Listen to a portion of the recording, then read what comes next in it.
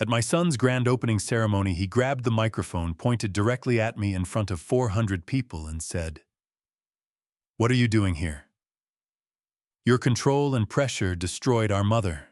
My daughter-in-law turned around, pointed her finger at my face, and shouted, "You never deserved to be part of this family."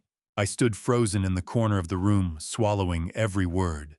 Then a powerful investor walked onto the stage, took the microphone, and what he said next made my son's face turn completely pale. "Thank you for joining Dad's Revenge Stories. I truly appreciate your support. Let me know in the comments where you're watching, from what city and country are you in. Please note that this story contains fictional elements added for entertainment and educational purposes. Any resemblance to names or settings is coincidental, while the message of this story remains meaningful." I remember the exact moment I understood that something had gone terribly wrong. Not when I heard my son say those words into the microphone. Not when 400 heads turned in my direction, like a single wave rolling across the room. It was earlier than that. It was the moment I walked through those glass doors and felt the cold air of the Austin Convention Center wash over me, and I thought to myself, I am so proud of him. I am so proud of my boy. That was the moment. Because that thought, that feeling, that pride sitting warm and full in my chest, it was the last innocent thing I would feel for a very long time. The morning of March 14th started the way good mornings do. I woke up before my alarm. I made coffee in the kitchen the way Dorothy taught me, 2 scoops and a pinch of salt to cut the bitterness. I stood at the window while it brewed and watched the sun come up over the cedar trees, out back the sky, turning that particular shade of pink that only happens in Texas in early spring, like the whole world is blushing at something. I had not slept well. My back had been bothering me for weeks. But none of that mattered. Not that morning. I went to my closet, and I took out the navy suit. It was 22 years old. I had bought it for my daughter's college graduation, back when Dorothy was still alive, and we still did things like buy new suits for occasions that mattered. The fabric was good wool, the kind that holds its shape if you treat it right, and I had treated it right. I pressed it myself the night before. I shined my shoes. I stood in front of the bathroom mirror, and I knotted my blue tie 3 times before I got it straight. And I remember thinking that Dorothy would have laughed at me. She always said I had the hands of a mechanic, not a gentleman. She was right, but I tried anyway. On the passenger seat of my truck, I had the wooden box. It was made from white oak about the size of a shoebox, with a simple brass latch that had gone green at the edges from years of handling. I had built it myself in the workshop 20 years ago during a winter when Brandon was in high school, and I was teaching him how to work with his hands. He had lost interest after 2 sessions. I had finished the box alone. Inside it, I had placed 2 things.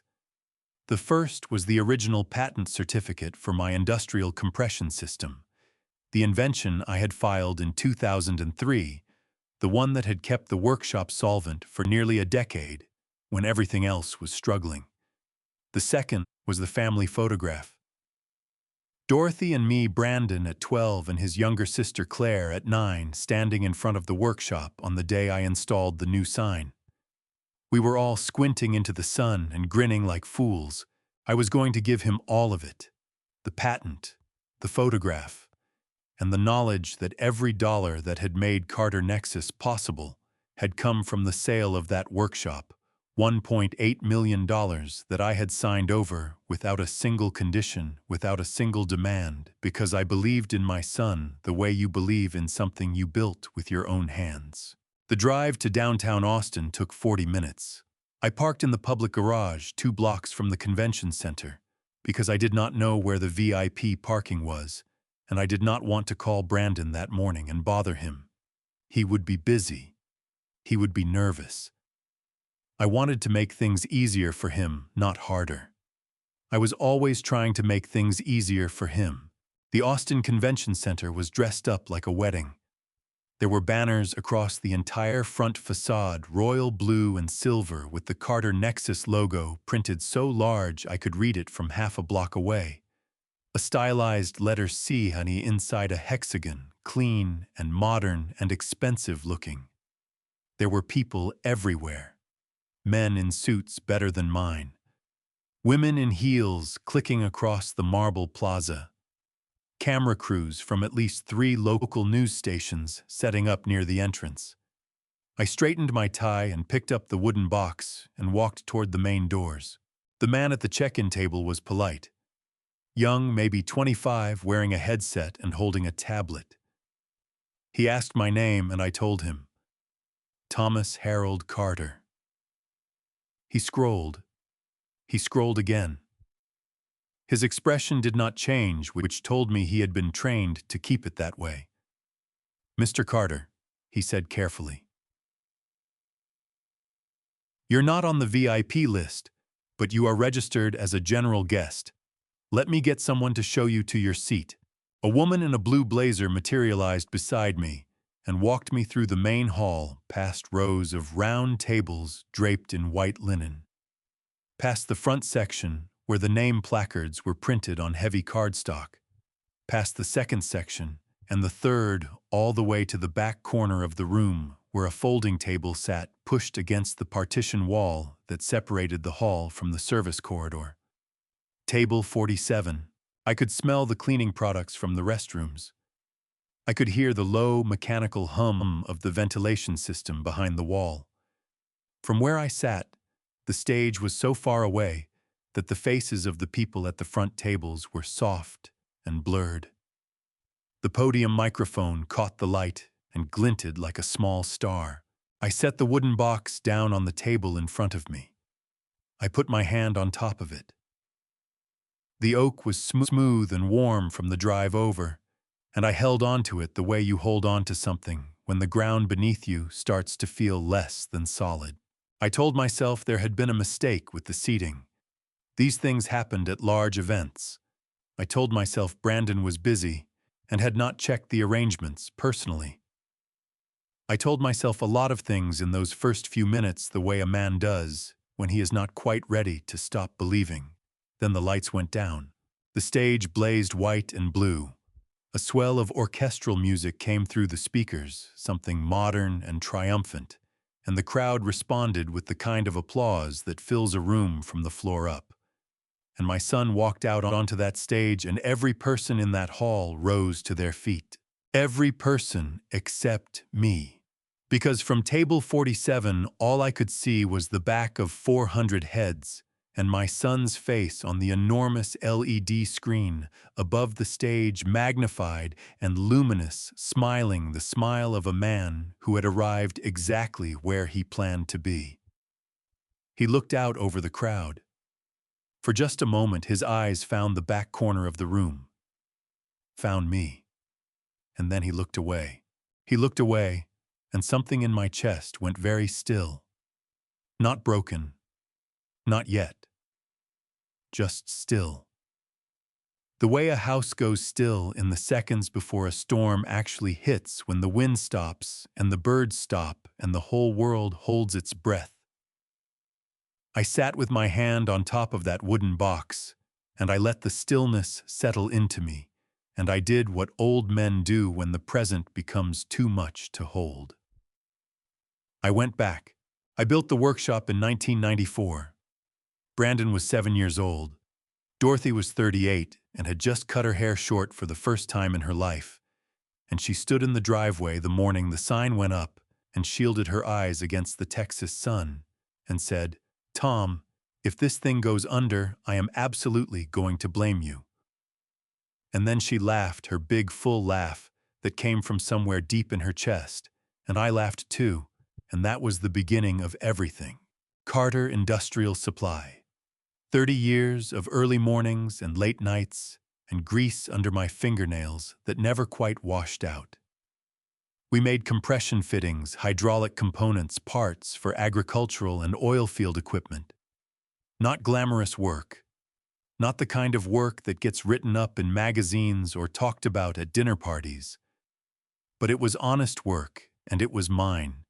And for 2 decades, it fed my family and paid my children's tuition and kept the lights on in a house that was always a little too loud and never clean enough and absolutely full of life.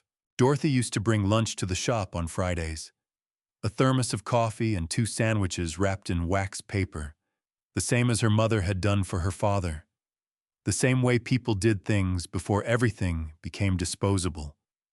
She would sit on the metal stool beside my workbench and talk to me while I ate, telling me about her week, about Claire's soccer games, about something she had read in the paper that made her laugh or made her angry. I did not always listen as carefully as I should have. I know that now. Brandon came to the shop sometimes too when he was young. He liked the noise of it, the clanging and the hissing of the pneumatic tools, the smell of machine oil and sawdust. When he was about 9 or 10, he went through a phase where he wanted to be a mechanic, and I thought, good. Good for you. Learn something real. But by the time he was 14, the phase had passed, and by the time he was 17, he was telling me that manufacturing was a dying industry and that the future was in technology. And I said, maybe you are right, son. Maybe you are right. He was not wrong about that. The future did move on, and I moved with it, or tried to. I filed the patent for my industrial compression monitoring system in 2003. It was a sensor-based device that tracked pressure variances in pipeline systems and sent alerts before equipment failure occurred. Not revolutionary by the standards of Silicon Valley, but in the oil and gas industry and the agricultural sector, it saved money and it saved time, and for about 8 years, it was the thing that kept Carter Industrial profitable when the market contracted and 3 of my competitors went under. I held on to that patent the way you hold on to a good tool. You never throw away a good tool. Dorothy died in the spring of 2022. Congestive heart failure, the doctors said, a condition that had been developing quietly for years, while she went about the business of living without complaint. She was 66 years old. She died in the hospital on a Tuesday morning with Claire holding one hand and me holding the other, and Brandon standing at the foot of the bed looking at his phone. I told myself he was calling family. I told myself he was handling arrangements. I told myself a lot of things about Brandon in those years, the way you do when you love someone. And the truth is sitting right there in front of you, and you are not ready to pick it up. 6 months after Dorothy died, Brandon came to me with the business plan. Carter Nexus, he called it. A technology firm focused on industrial data systems and predictive analytics, the exact intersection of the old world I knew and the new world he understood. He was 33 years old, and he was electric with it, pacing my living room with his laptop open, talking faster than I could follow. Dad, he said, this is what we have been building toward. This is the next chapter. I believed him. God help me, I believed every word. I sold the workshop in January of 2023. $1.8 million to the buyer out of Houston, who wanted the real estate more than the equipment. I signed the papers at a title company on a gray Wednesday morning while it rained against the windows, and the escrow officer pushed the documents across the desk one by one, and I signed each page without reading it carefully because I had already decided. The money went directly into the Carter Nexus startup account. $2.4 million total, including a $600,000 line of credit I had secured against the Cedar Creek house, the home Dorothy and I had bought in 1998 and paid off over 22 years. The escrow officer asked me if I wanted a moment before I signed the final page. I said no, I did not need a moment. I was certain. When I packed up my office at the workshop for the last time, I took 3 things. A photograph of Dorothy and me from the first Christmas, after we opened, both of us looking exhausted and happy and a little stunned by what we had started. A wrench that had belonged to my own father, a man who believed that a tool cared for properly would outlast the man who used it. and the wooden box I had built in the winter of 2004, the one that held the patent certificate, and now the photograph of the four of us squinting into the sun. I put that box on the passenger seat of my truck, and I drove away from 30 years of my life, and I felt, God help me, I felt peaceful. Sitting now at table 47 with the box under my hand, and my son's face enormous and radiant on the screen above that distant stage, I understood something about that peace. It had not been wisdom. It had not been generosity. It had been blindness. The most expensive kind. The kind that costs everything and leaves you sitting alone in the back corner of a room that your money built, wondering how you got here. The music swelled. Brandon leaned into the microphone and smiled, and then he started to speak. Brandon always knew how to work a room. Even as a boy, he had that quality. The ability to walk into a space and make everyone in it feel like they had been waiting for him specifically. His third-grade teacher called it natural leadership. His high school football coach called it presence. Dorothy called it charm, and she said it with a mother's warmth, but sometimes late at night when the house was quiet, she would add very softly that she hoped he would learn to use it carefully. I did not understand what she meant back then. I do now. He opened with a joke about Austin traffic that made 400 people laugh at exactly the same moment, that synchronized laughter that only happens when a crowd has already decided to love you. He talked about the early days of Carter Nexus, the long nights, the cold coffee, the moment he almost gave up, and then did not. He was magnetic. He was polished. He stood at that podium in his black suit like a man who had been rehearsing this particular moment his entire life. And maybe he had been. His voice filled the hall the way good music fills a room, finding every corner, leaving no space untouched. I sat at table 47, and I watched him on the LED screen above the stage because from where I was sitting, his actual face was too small to read. On the screen, he was enormous.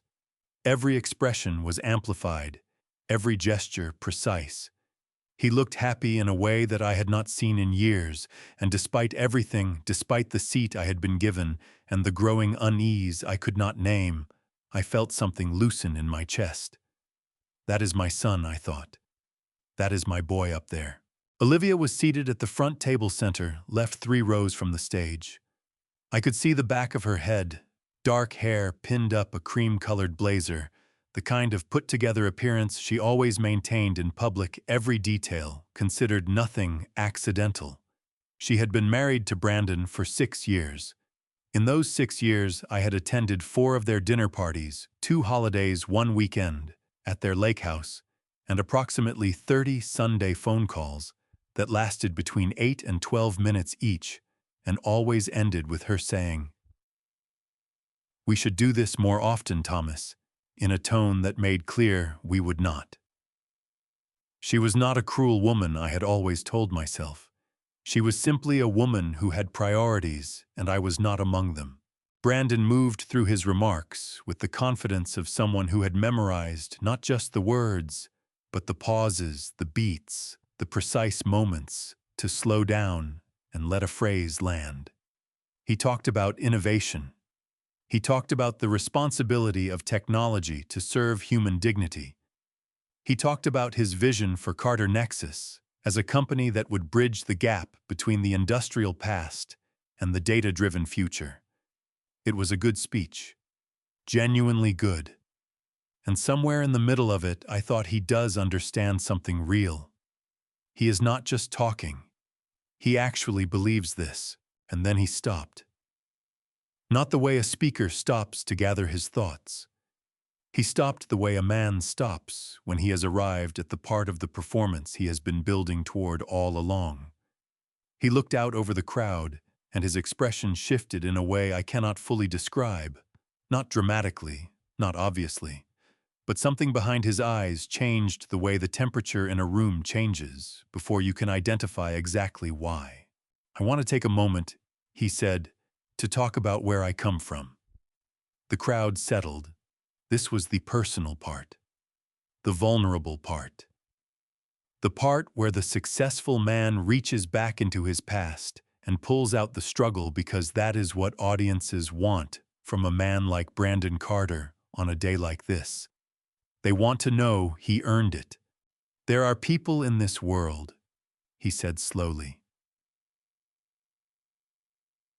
who confuse financial support with love, who believe that writing a check is the same thing as being present, who measure their contribution to a life in dollars rather than in the hours they showed up, the conversations they had, the support they actually gave when it mattered. I felt the first whisper of cold move through me. He paused.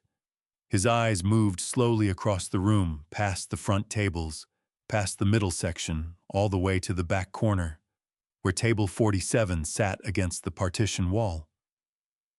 He raised one hand and pointed not dramatically, not with anger, but with the precise, deliberate gesture of a man who has rehearsed this moment and knows exactly what he wants it to look like.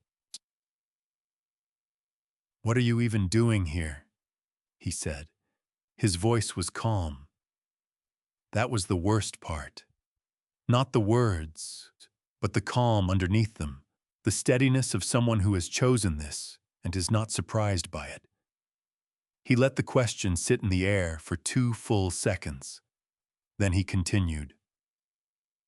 "My father is here today," Brandon said. 400 heads turned. I have replayed this moment more times than I can count. The specific quality of that turning, not curious, not warm, not the way a crowd turns to acknowledge someone being honored. It was the turning of people who had been given a direction and were following it.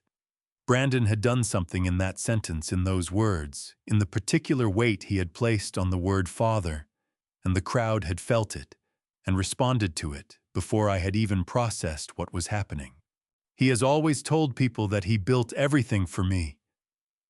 Brandon continued, his voice carrying a note of something that sounded almost like sorrow, almost like compassion, the way an actor sounds when he is playing grief rather than feeling it. But the truth is more complicated than that. The truth is that the pressure he put on our family, the rigidity, the need for control, those things had consequences. My mother spent the last years of her life carrying a weight that no person should have to carry. And I believe with everything in me that the stress he created in our home shortened her life. The hall went absolutely quiet. My ears were ringing. The kind of ringing that does not come from sound, but from the sudden absence of it, from the brain trying to process something too large to fit through normal channels. I looked down at my hands.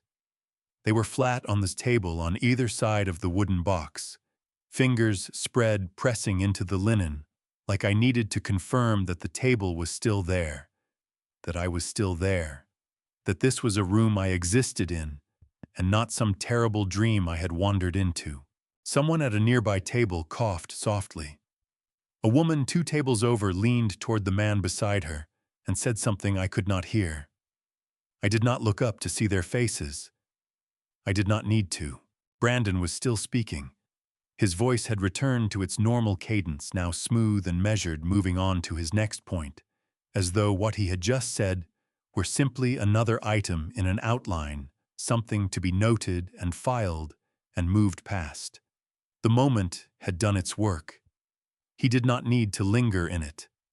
I put both hands on top of the wooden box. The oak was warm.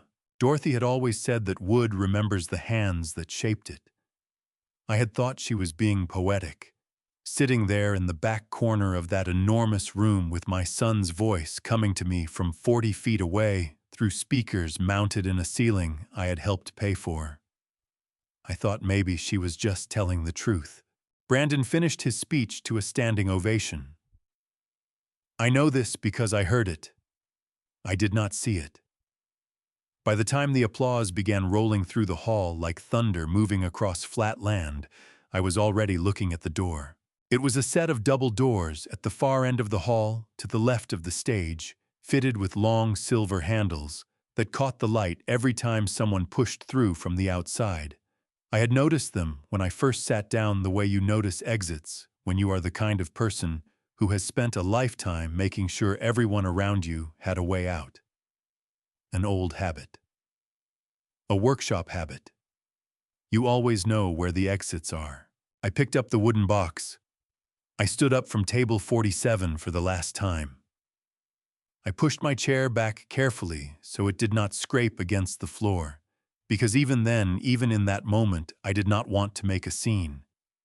I did not want to embarrass him. That thought came to me clearly, and I recognized it for what it was. Not dignity, not restraint, but something older and sadder than either of those things. The reflex of a father who had spent 36 years making himself smaller, so his son could feel larger. I walked. The hall was still loud with applause and nobody was looking at the back corner anymore. The crowd's attention had returned to the stage, to Brandon, to the moment he was inhabiting so completely that there was no room in it for anyone else. I moved between the tables with the wooden box under my arm, past the waitstaff standing along the wall with their hands folded past the television cameras, tracking the stage past all of it, and I kept my eyes on those silver door handles, and I kept walking. Halfway across the room, a man at one of the middle tables caught my eye. He was perhaps 60, heavy, with the weathered look of someone who had spent years working outdoors before moving indoors. He watched me walk past, and something moved across his face, not pity exactly, but recognition. The look one man gives another when he understands, without being told, that something has just happened that cannot be undone. I nodded at him. He nodded back. That was all. I thought about Dorothy as I walked. I thought about the last real conversation we had 3 weeks before she died, when she was still well enough to sit up in the hospital bed and hold a cup of tea with both hands. She had looked at me for a long moment without speaking, and then she said, "Tom, I need you to promise me something." And I said, "Anything." And she said, "Don't let the love you have for that boy cost you everything you are." I had squeezed her hand and told her not to worry.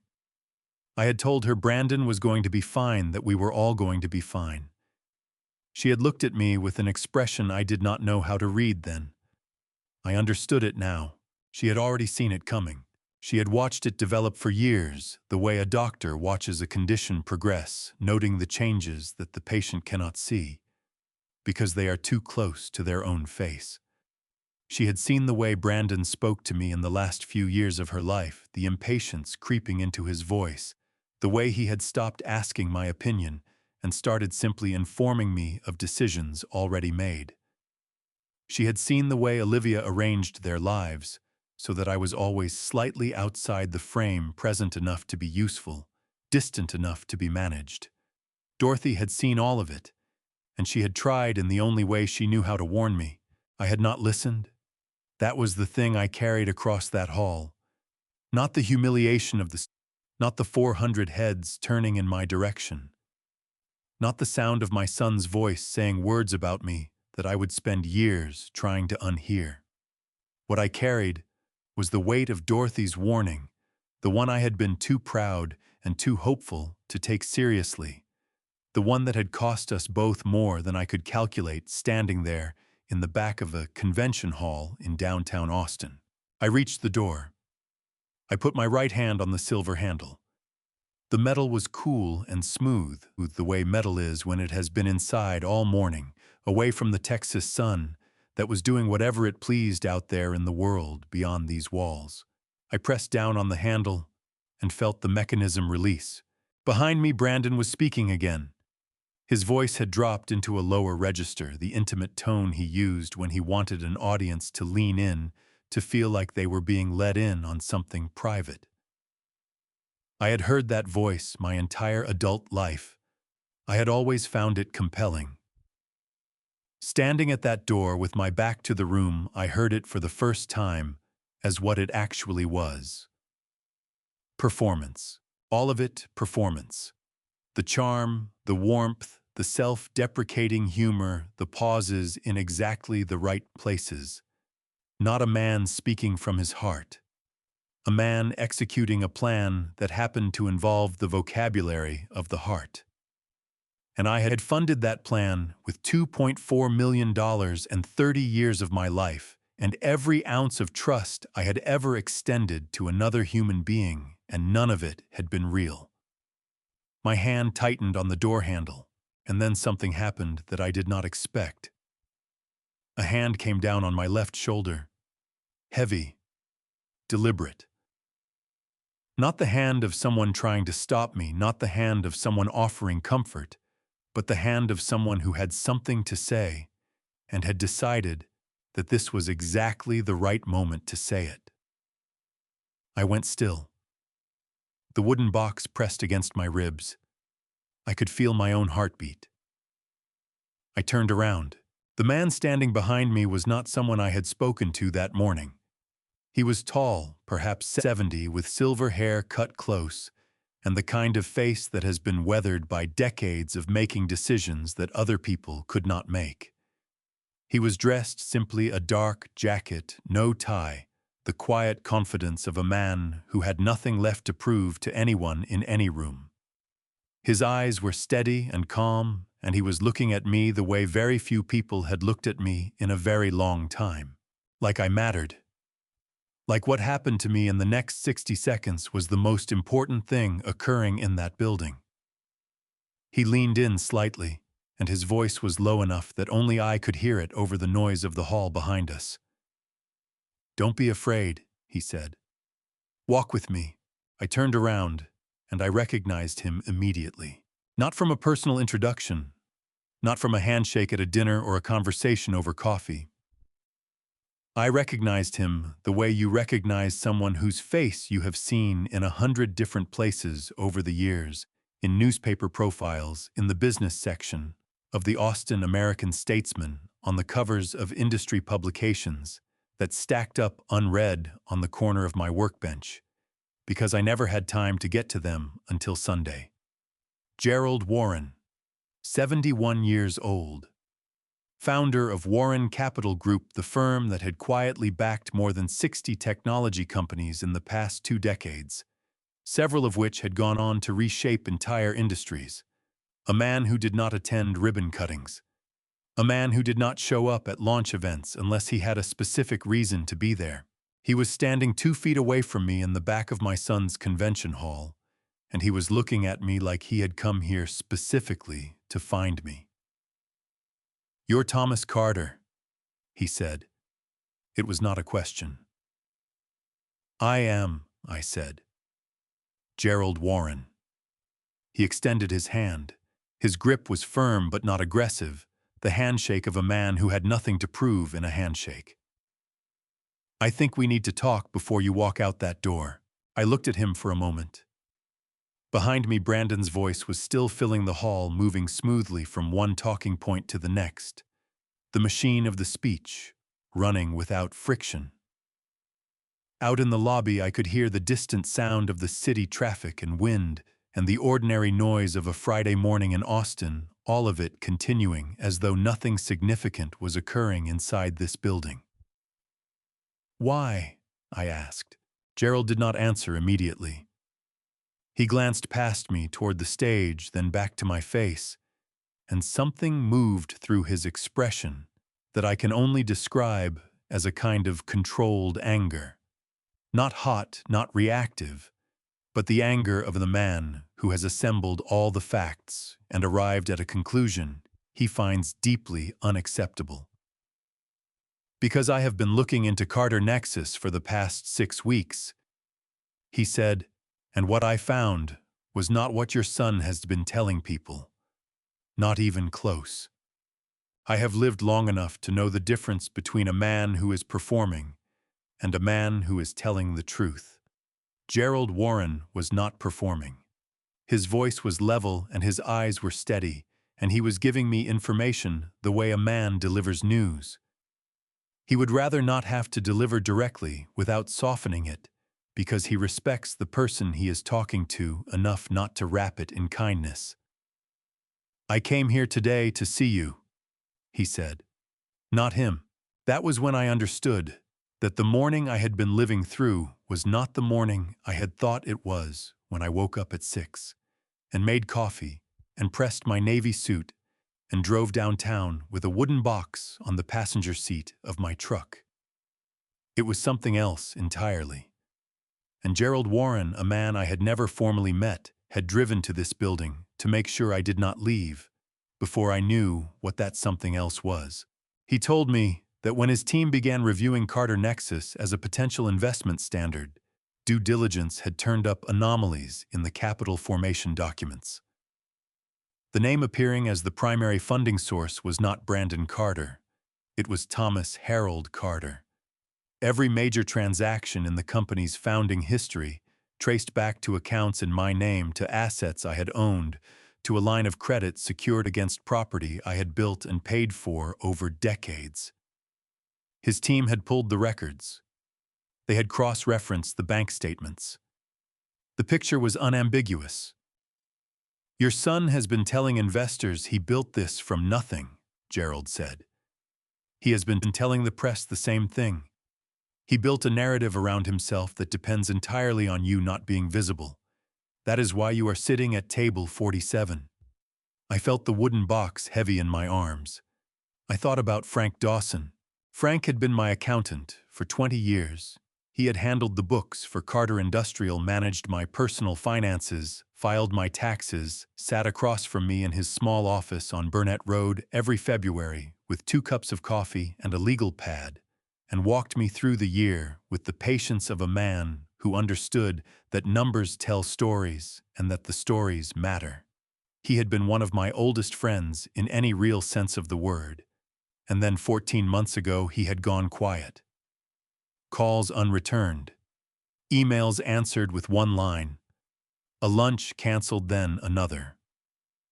I had told myself he was busy. I had told myself people drift. Gerald told me something different. "Someone reached out to several people in your circle about 8 months before the launch," he said carefully. "We identified at least 4 individuals who were contacted and asked in various ways to step back from their relationship with you. The reason given was that you were going through a difficult time and needed space." He paused. Frank Dawson was one of them. The ringing in my ears from earlier had returned, but it was different now.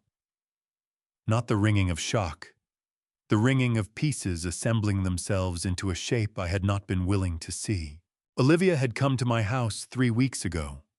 A Tuesday afternoon, unannounced, smiling the way she always smiled, pleasant and precise, every tooth in the right place. She had brought a folder of documents. She told me they were protective instruments, legal papers designed to safeguard my assets in the event of any future dispute. She had sat at my kitchen table where Dorothy used to bring me coffee on Sunday mornings, and she had walked me through the pages with the efficiency of someone who had rehearsed the presentation. "Sign here," she had said. And here, and here, I had not signed. Something had felt wrong in a way I could not name at the time, a wrongness that lived in the body before it reaches the mind, and I had told her I wanted my own attorney to review the documents first. Her smile had not changed, not even slightly. She had gathered the papers, thanked me for my time, and walked back to her car. 3 weeks later, I was at table 47. I looked at Gerald Warren and I said, "What was in those documents she brought to my house?" He looked at me steadily. "A waiver of your right to recover the $2.4 million and a property transfer for your house in Cedar Creek."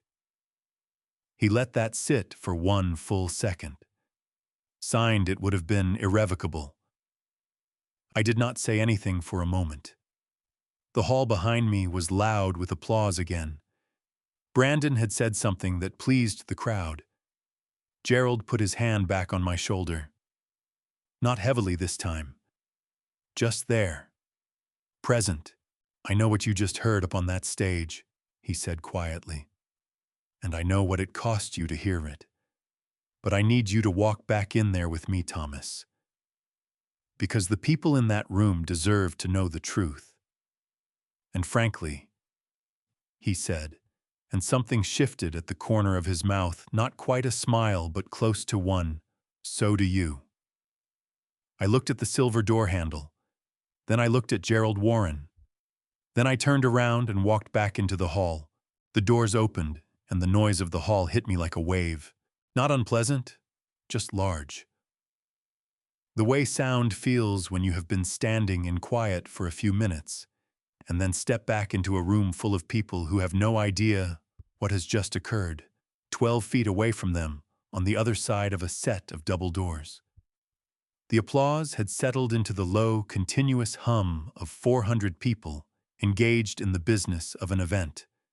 Glasses clinking chairs, shifting the murmur of conversations beginning between strangers who had decided they liked each other. On the stage, a moderator was moving through what appeared to be a scheduled segment of remarks from a secondary speaker, a woman in a red blazer who was talking about market positioning. With the practiced fluency of someone who had given this particular presentation many times before. Gerald walked beside me one step ahead, cutting a path through the room with the unhurried certainty of a man who had never in his adult life needed to excuse himself to get through a crowd. People moved. Not dramatically, not obviously, but they moved. That is what genuine authority looks like when it enters a space. It does not announce itself. It simply causes adjustments. I kept pace with him, and I held the wooden box against my chest, and I looked straight ahead. Brandon saw us before we reached the halfway point. I know this because I was watching the stage, and I saw the exact moment his attention shifted. He was seated at the head table to the right of the stage, flanked by two men in suits I did not recognize, and he had been leaning in to hear something one of them was saying when something in his peripheral vision caught him and pulled his head up and to the left. His eyes found Gerald Warren first. I watched his face do something remarkable in the space of about 3 seconds. The sequence went like this. First, confusion. A flicker of it quickly controlled the expression of a man who sees something unexpected and immediately begins running calculations about what it means. Then recognition. Gerald Warren? The Gerald Warren? The man Brandon had been trying to reach for 14 months through 3 different intermediaries, 2 charity galas, and 1 carefully engineered introduction at a technology conference in San Francisco that had resulted in a brief handshake and nothing more than something I can only describe as hunger. Raw and unguarded for just a moment before the training kicked in and smoothed it over. Brandon stood up from his chair. He straightened his jacket. He began moving toward us with the particular energy of a man who believes that the thing he has been waiting for has finally, unexpectedly arrived. He was smiling. The full smile, the one that used the whole face, the one Dorothy used to say, could light up a room. She was right. It could. It was lighting up the space between us right now, warm and wide, and completely, utterly false.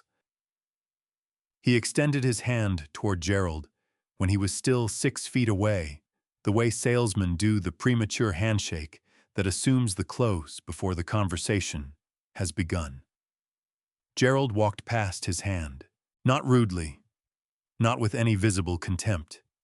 He simply did not break stride, did not alter his path, did not acknowledge the outstretched hand in any way whatsoever. The way a man walks past a door he has no intention of opening. He walked to the steps at the side of the stage, and he went up them with the measured pace of someone who had climbed more important stages than this one, and he crossed to the podium, and he stood in front of the microphone. The secondary speaker stopped mid-sentence. The moderator took a step back.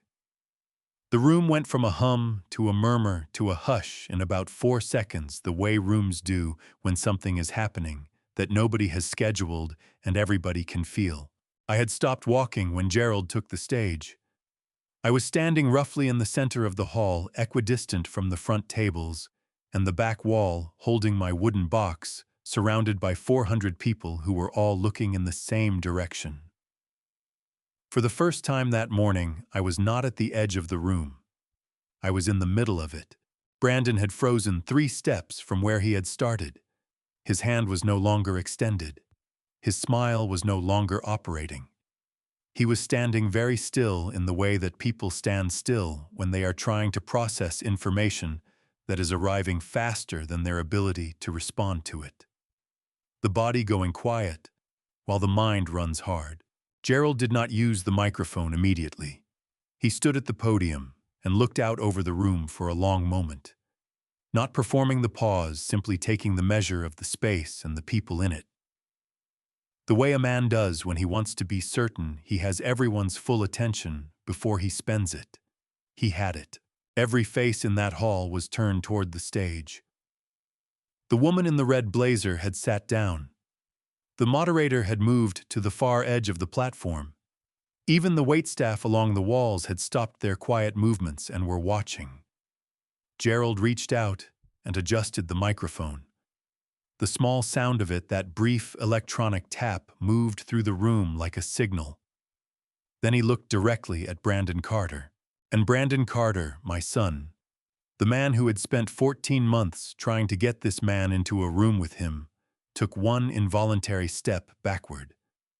Gerald's voice, when it came, was not loud. It did not need to be. "Before any of you applaud this man," he said, and the word "this" carried in it something precise and deliberate and entirely unmistakable. "I need you to see who actually built what you are celebrating today." He turned his head and looked at me. 400 people followed his gaze. And for the second time that morning, every person in that hall was looking at Thomas Harold Carter. But this time, the feeling was not the same, not even close to the same. I straightened my back. I held the wooden box a little tighter, and I did not look away. Before I reveal the shocking truth behind Carter Nexus and what Brandon was hiding, comment 7 below so I know you're still here with me. And please remember, the story ahead includes fictional elements created for entertainment and educational purposes. If that's not something you wish to hear, you may stop watching here. Gerald reached into the inside pocket of his jacket and produced a small remote. He held it up without explanation, the way a man holds up a tool before he uses it, and pressed a button. Behind him, the enormous LED screen that had been displaying the Carter Nexus logo, that stylized C inside a hexagon royal blue and silver 40 square feet of branding that my money had helped purchase, went dark for exactly 2 seconds. Then it came back up white and clean, and the first document appeared. It was a bank statement, formatted the way American bank statements are formatted, columns and account numbers and transaction dates running down the page in the orderly, indifferent language of finance. Gerald's assistant, a young woman who had materialized from somewhere near the side of the stage with a laptop, had connected to the hall's display system with the quiet efficiency of someone who had prepared for this exact moment. "What you are looking at," Gerald said into the microphone, his voice carrying easily through the hall without effort, "is the primary funding account for Carter Nexus, opened in January of 2023. The room was so quiet I could hear the ventilation system. "The account holder," he continued, "is Thomas Harold Carter." I heard someone at a front table draw in a sharp breath. I heard a chair shift. I heard from somewhere to my left the unmistakable sound of a phone camera shutter clicking once, then again. Gerald moved through the documents with the methodical precision of a man who had spent 50 years making sure his facts were in order before he opened his mouth in public. He did not editorialize. He did not narrate with emotion. He simply presented one document after another and let the information do what information does when it is accurate and specific and placed in front of people who are paying attention. The first document was the bank statement showing the initial deposit $1.8 million transferred from the sale of Carter Industrial Supply, a transaction recorded in January of 2023. The name on the originating account was Thomas Harold Carter. The name on the receiving account was Carter Nexus LLC. There was no other primary investor. There was no seed round from outside capital. There was no angel investment. There was one man who had sold everything he had built over 30 years and put the proceeds into a company with his son's name on the door. The second document was the deed of trust on the Cedar Creek property. $600,000 secured against a home purchased in 1998 and paid off over 22 years. The borrower was Thomas Harold Carter. The funds had been transferred directly into the Carter Nexus operating account within 72 hours of the loan closing. The third set of documents were the corporate formation papers for Carter Nexus LLC. Gerald's assistant highlighted a specific section on the screen, the capitalization table, which is the document that records who owns what percentage of a company and on what basis. In a company that presents itself as founder-built, the capitalization table tells the story of where the money actually came from. In Carter Nexus, the controlling interest, 51%, classified as a silent majority position, belonged to Thomas Harold Carter. Brandon Carter held 49%. The silent majority classification meant that Thomas had the legal right to make binding decisions about the company's direction, including personnel decisions, without being publicly identified as the controlling party. Brandon had structured it that way deliberately. A silent majority shareholder cannot easily be seen, cannot easily be quoted, cannot easily be held up in front of investors and journalists and asked to explain himself. A silent majority shareholder is by design invisible. Brandon had used that invisibility to build a story about himself, and he had used that story to build a company, and he had used that company to stand on a stage this morning and call his father a man whose only value was financial. Gerald paused. He looked down at the podium for a moment, then back up at the room. "I have been in this industry for 47 years, he said. "I have reviewed thousands of companies. I have met a great many people who built something real, and I have met a great many more who built a story about building something real. The difference between those two groups is not intelligence. It is not ambition. It is not even luck." He paused again. "It is character." The hall was still absolutely silent. Brandon had not moved from the spot where he had frozen in the center of the room. He was standing with his arms slightly away from his body, the posture of a man who has been told to keep his hands where everyone can see them, though no one had told him anything. His face had gone a color I had never seen on him before, a grayish pallor beneath his tan that reminded me with a cold and unwelcome clarity of the way Dorothy's face had looked in the hospital in those last weeks. Olivia had risen from her seat at the front table. She was not approaching the stage. She was standing very still with one hand on the back of her chair, and her eyes moving between Brandon and Gerald and the documents on the screen with the rapid, calculating focus of someone running contingency plans. Gerald turned and looked directly at Brandon. "Here's every dollar that built this company," he said, and his voice had dropped slightly, not softer, but more precise the way a voice gets when it is delivering something final. "Came from one man. He sold his business to fund yours. He mortgaged his home to fund yours. He signed documents that made him invisible so that you could be visible." Gerald let that settle for 3 full seconds. "And this morning, you stood at that microphone and told 400 people that he was the reason your mother suffered." I felt the words land in the room. I felt the room receive them. That is not entrepreneurship, Gerald said. That is not ambition. That is not the story of a self-made man. He straightened slightly. That is something else entirely. From the side of the stage, a door opened. A man stepped through it carrying a large brown envelope, moving with the unhurried purposefulness of someone who had been waiting for exactly this moment to arrive. I recognized him. Frank Dawson had lost some weight since the last time I had seen him 14 months ago at a coffee shop on Burnett Road, when he had told me with an apology in his eyes that I had not known how to read at the time, that he thought it was best if they handled things separately for a while. He was 63 years old, and he was walking across that stage with his chin up and his shoulders back, and he was carrying something in that envelope that I did not yet know about. He stopped beside Gerald. He looked out at the room. Then he looked at me. "Hello, Tom," he said into the microphone, his voice cracking slightly on my name. "Hello, Frank," I said. Frank set the envelope on the podium and did not open it immediately. He stood there for a moment, with both hands resting on it, a 63-year-old man in a gray sport coat and brown shoes, not polished, not prepared for television.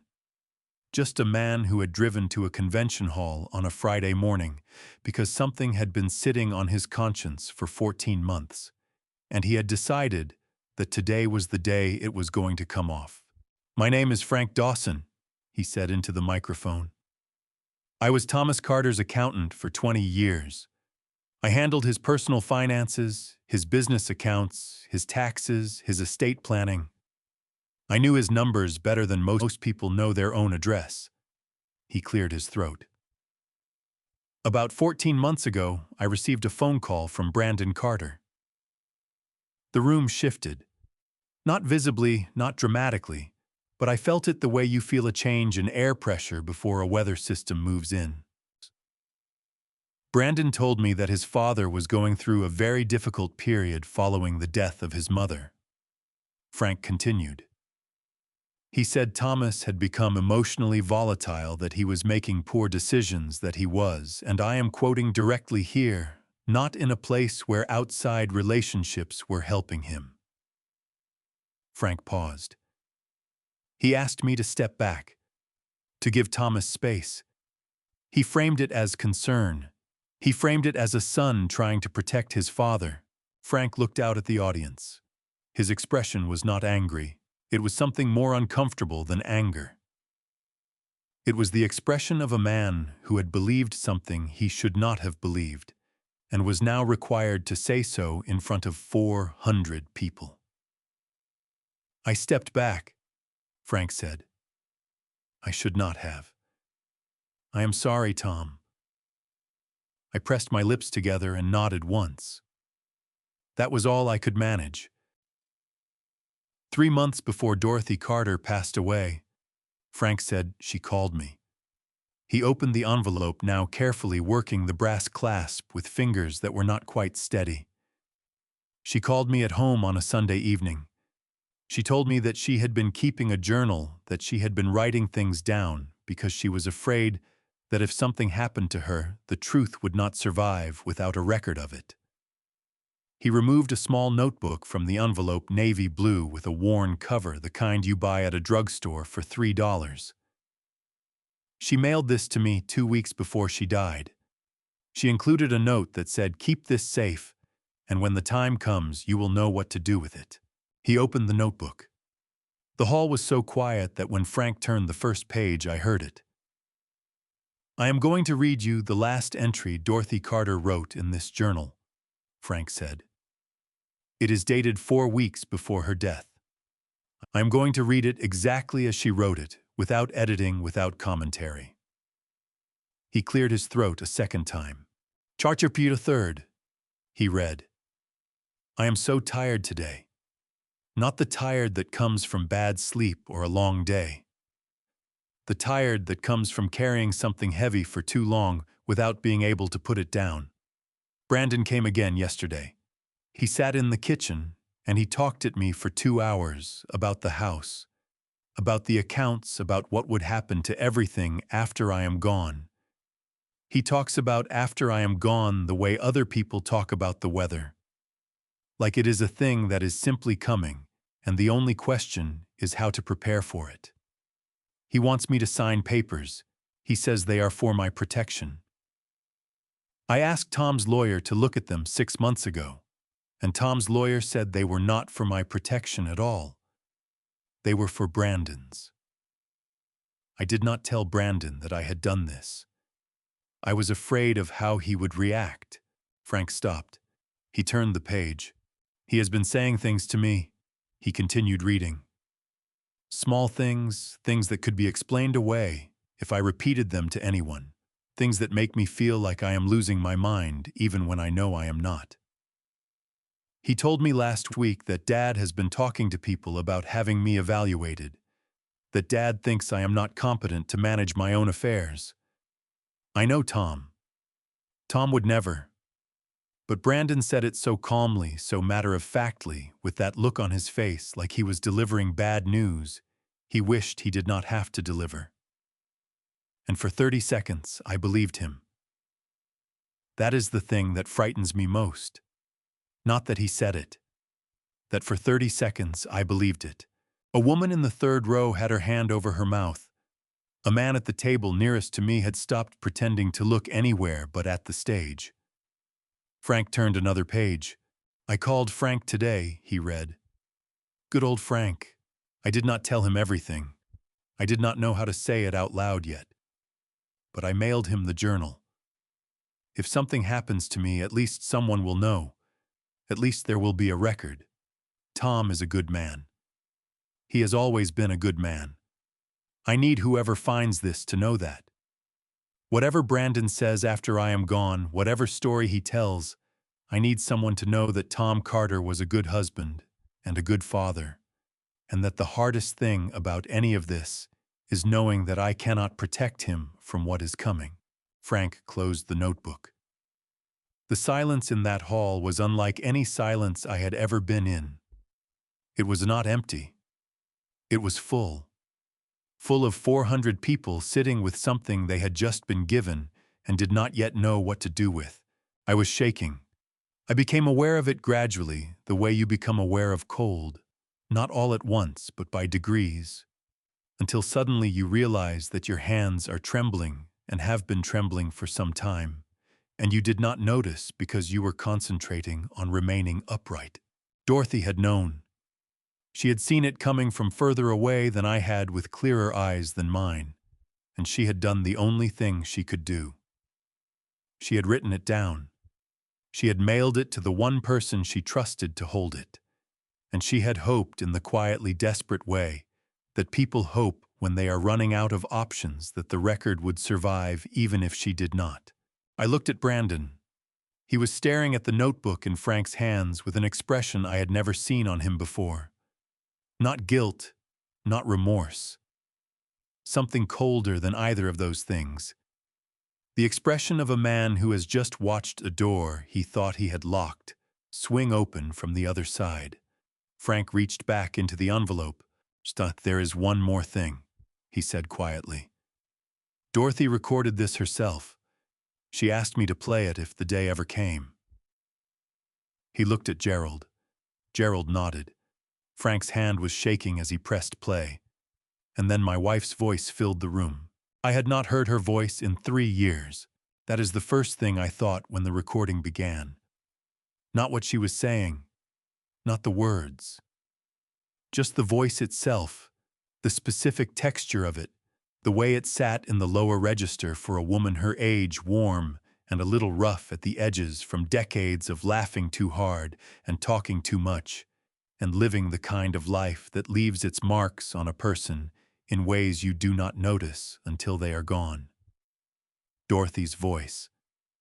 Coming out of speakers mounted in the ceiling of a convention hall in downtown Austin, filling 400 square feet of air-conditioned space the way it used to fill our kitchen on Sunday mornings when she would talk to me while I made eggs, and she pretended to read the paper, but mostly watched the cardinals at the feeder outside the window.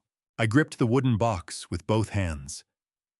The recording had clearly been made on a phone close to her mouth in a quiet room.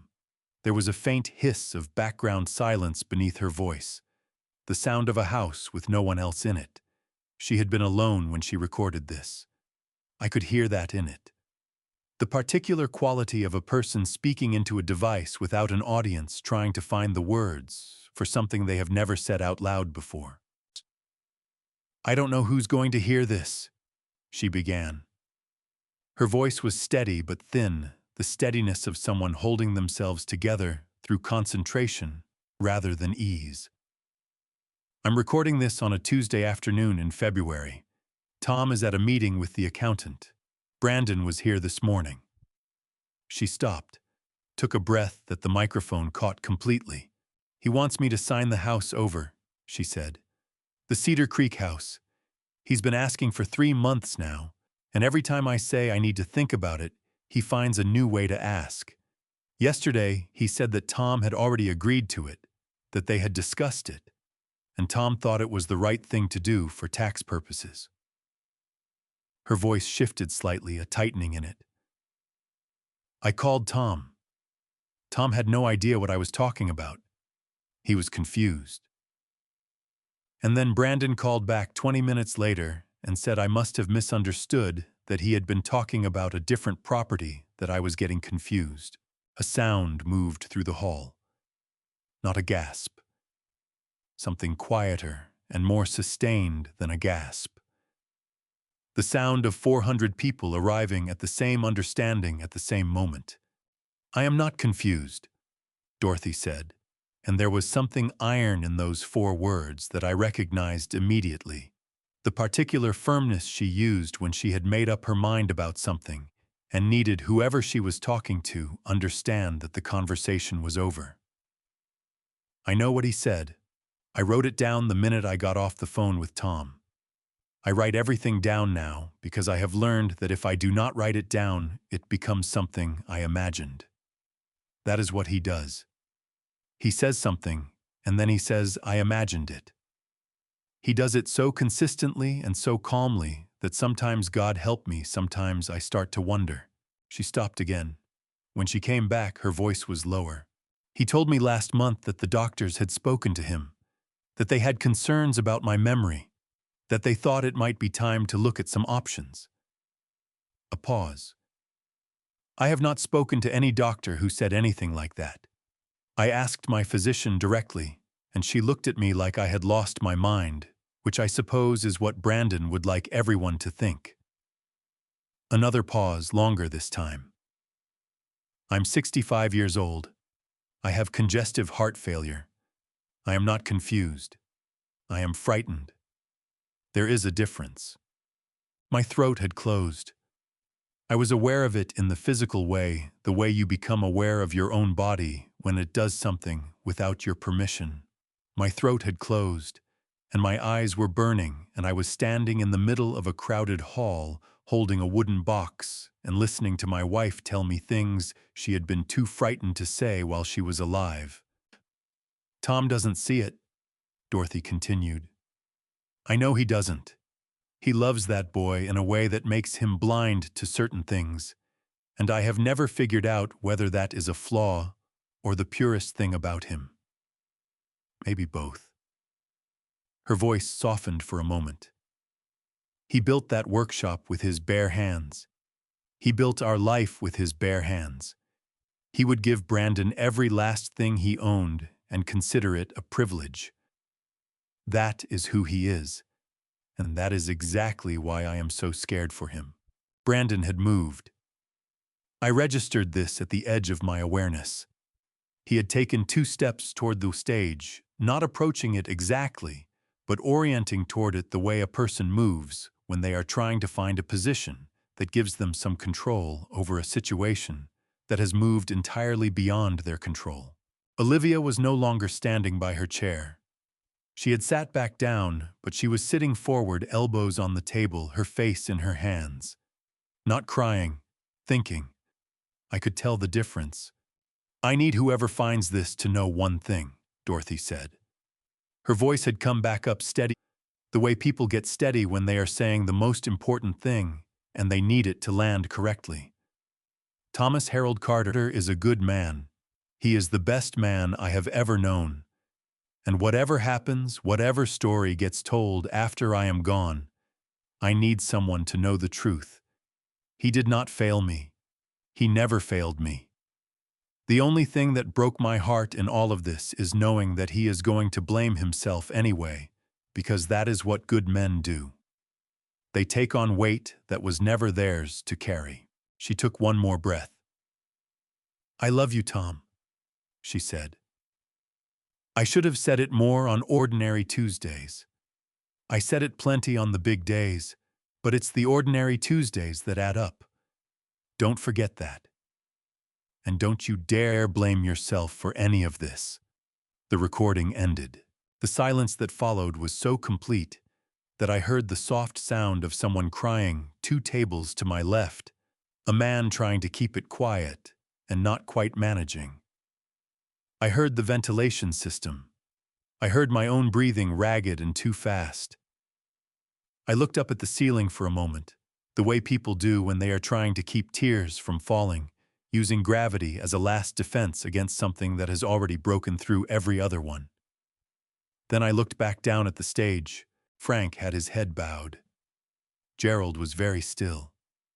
And Brandon Carter, my son, 36 years old, was standing in the center of that hall with tears running down his face, and I could not tell even then, even after everything, whether they were real. Olivia Carter stood up. Not the way a person stands up to leave a room. The way a person stands up when they have been sitting with a decision for a long time, and the moment has finally arrived when the decision has to be made, and there is no more time to sit with it.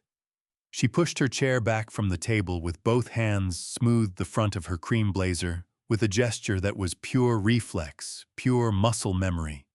The automatic composure of a woman who had spent years ensuring that every external detail was correct, even when everything internal was falling apart. She did not look at Brandon. That was the first thing I noticed. In the moment she stood up with the entire hall still raw and silent from the sound of Dorothy's voice. Olivia Carter did not look at her husband. She looked at Gerald Warren. Then she looked at Frank Dawson. Then she looked at the microphone on the podium, and something moved across her face that I can only describe as calculation arriving at a conclusion. She walked to the stage. Brandon saw her before she reached the steps. I watched his face cycle through something faster and more complicated than what I could fully track. Recognition, confusion, a flash of what might have been warning that he could not transmit across the distance between them. And then a stillness that was not calm, but was the thing that sits just beneath panic when a person is trying very hard not to let panic show. "Olivia?" His voice came out careful and low. "What are you doing?" It was not a question. It was the tone of a man who already knew the answer and was hoping that saying the words in the right tone might somehow change it. She walked past him the same way Gerald had walked past his outstretched hand an hour earlier. Not with contempt, with direction. She had somewhere to be, and he was not on the way there. She stopped at the microphone. She adjusted it slightly the same way Gerald had, and the small electronic sound moved through the hall and brought what little remaining movement there was to a complete stop. "My name is Olivia Carter," she said. Her voice was steady in the way that voices are steady when the person using them has decided that steadiness is the only tool they have left, and they are going to use it precisely. "I have been married to Brandon Carter for 6 years. I have been aware of the broad outlines of his financial arrangements with his father for approximately 4 of those years." A sound from Brandon. Not a word. Something shorter than a word. "I want to be clear about what I knew and what I did not know." Olivia continued, "Because I believe that distinction matters both legally and otherwise." She paused. "I knew that Thomas Carter was the primary funding source for Carter Nexus. I knew that the company's founding capital came from the sale of his workshop and the mortgage on his home. I was aware of these facts. She stopped, drew a breath. What I did not know, she said, and something shifted in her voice here, a thinning of it, was the full extent of what Brandon intended to do today. I did not know that he had arranged for a notary public to be present among the guests. She looked out at the audience. For those who are not familiar with what that means in this context, a notary public is a legally authorized official who can witness and certify the signing of documents on the spot. Brandon had arranged for one to be seated in this hall today, prepared to notarize a document the moment Thomas Carter signed it. That document was a waiver of Thomas's right to recover his $2.4 million investment and a transfer of the Cedar Creek property into Brandon's name. The sound that moved through the hall this time was different from the others. Sharper, more visceral. The sound of people understanding not just what had happened, but what had almost happened. What would have happened if Gerald Warren had not been standing at the door when Thomas Carter reached for the handle? Brandon took 3 steps toward the stage. "That is not," he started. "Go 7. Olivia said, cutting across him without raising her voice. "Seat 4. His name is David Mercer. He has been a licensed notary in Travis County for 11 years. Every head in the hall turned to row 7. A man in a gray suit in the 4th seat from the left had gone absolutely rigid. The particular rigidity of a person who has just heard their name said aloud in a room full of people who are now looking at them, and understands that there is no version of the next 60 seconds that ends well for them. Brandon stopped moving. Near the back of the hall, a door opened. A man I did not recognize came in and moved to where Gerald's assistant was seated. Bent down, said something quietly. Gerald's assistant handed him a folded piece of paper. He carried it to the stage and handed it to Gerald without a word. Gerald opened it, read it, and looked up. At the table nearest the left wall, a man rose from his seat and straightened his jacket. He was perhaps 55, lean with the kind of controlled stillness that speaks of a person accustomed to rooms where a great deal is at stake. I had not noticed him before. He had been sitting quietly through everything, watching, not reacting, which, in retrospect, was the thing I should have noticed. People who do not react in rooms like this one are either bored or dangerous, and this man was not bored. Gerald caught my eye and said quietly, not into the microphone, just to me, "That is Victor Harmon." I knew the name, the Harmon Group. 40 years in industrial technology investment, the sector that Carter Nexus had positioned itself to enter. Victor Harmon's endorsement was worth more to a company like Brandon's than any check Gerald Warren could have written. He had been Brandon's ultimate target. The reason the launch had been planned at this scale in this venue with this much press. Victor Harmon buttoned his jacket. He picked up his phone and his leather portfolio from the table. He walked to the center aisle. He did not look at the stage. He did not look at Brandon. He walked straight to the exit at the far end of the hall with the unhurried finality of a man who has seen enough, decided enough, and has somewhere more worthwhile to be. The door closed behind him. Brandon watched it close. Something went out of him in that moment, some last reserve of composure or performance or whatever it had been that had been holding him upright. His shoulders dropped a fraction of an inch. His chin came down. He looked for just a moment very young. Not the 36-year-old man who had commanded this room an hour ago. Something younger and smaller and much more frightened than that. Then he turned and looked at me. "Dad," he said. The word came out broken in the middle, cracked along a fault line I had not known was there. "Dad, I need you to listen to me." I looked at my son, not at the stage, not at Gerald or Frank or the 400 people who were still sitting in that hall, watching everything unfold, the way people watch something they know they will be describing to others for years. I looked at Brandon Carter, 36 years old, standing in the center of the Austin Convention Center, in a black suit that had cost more than my first car, with tears drying on his face, and his hands hanging open at his sides. And I tried to find in him the boy I had known. I looked for the 7-year-old who used to fall asleep in the truck on the way home from the workshop, his head against the window, his mouth slightly open, his small hands loose in his lap. I looked for the 12-year-old who broke his collarbone falling out of the oak tree in the backyard and screamed for me from the yard with a terror that was not about the pain, but about wanting his father to come, just come, be there, make it stop. I looked for the 17-year-old who sat across from me at the kitchen table the night before his first driving test and asked me with a vulnerability he would never show again after that night whether I thought he was ready. I found traces of all of them. They were still there somewhere beneath the surface of the man standing in front of me. And that was, I realized, the most painful thing about all of this. Not that my son had become a stranger, but that he had not.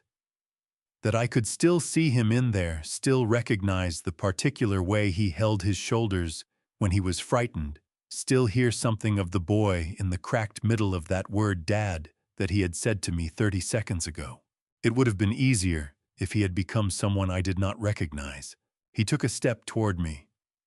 "Just let me explain," he said. His voice was raw and unsteady in a way I had not heard since he was a teenager. "There are things you don't understand. Things I can explain if you give me the chance.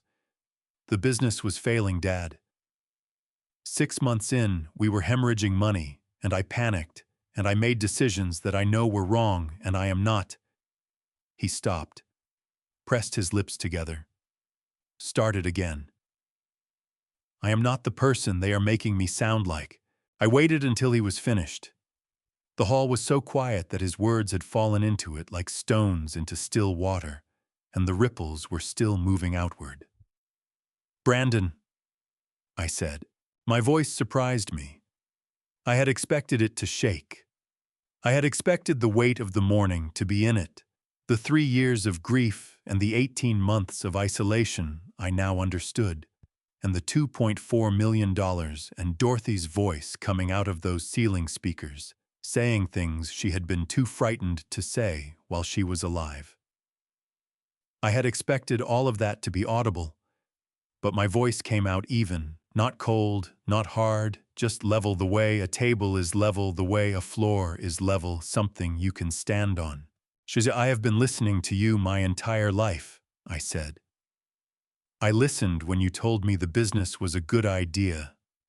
I listened when you told me to sell the workshop. I listened when you told me that Kat was not good for me, that she was after my money, that Dorothy would not have approved." I paused. I listened so well and for so long that I stopped listening to everything else. I stopped listening to Frank when he tried to tell me something was wrong.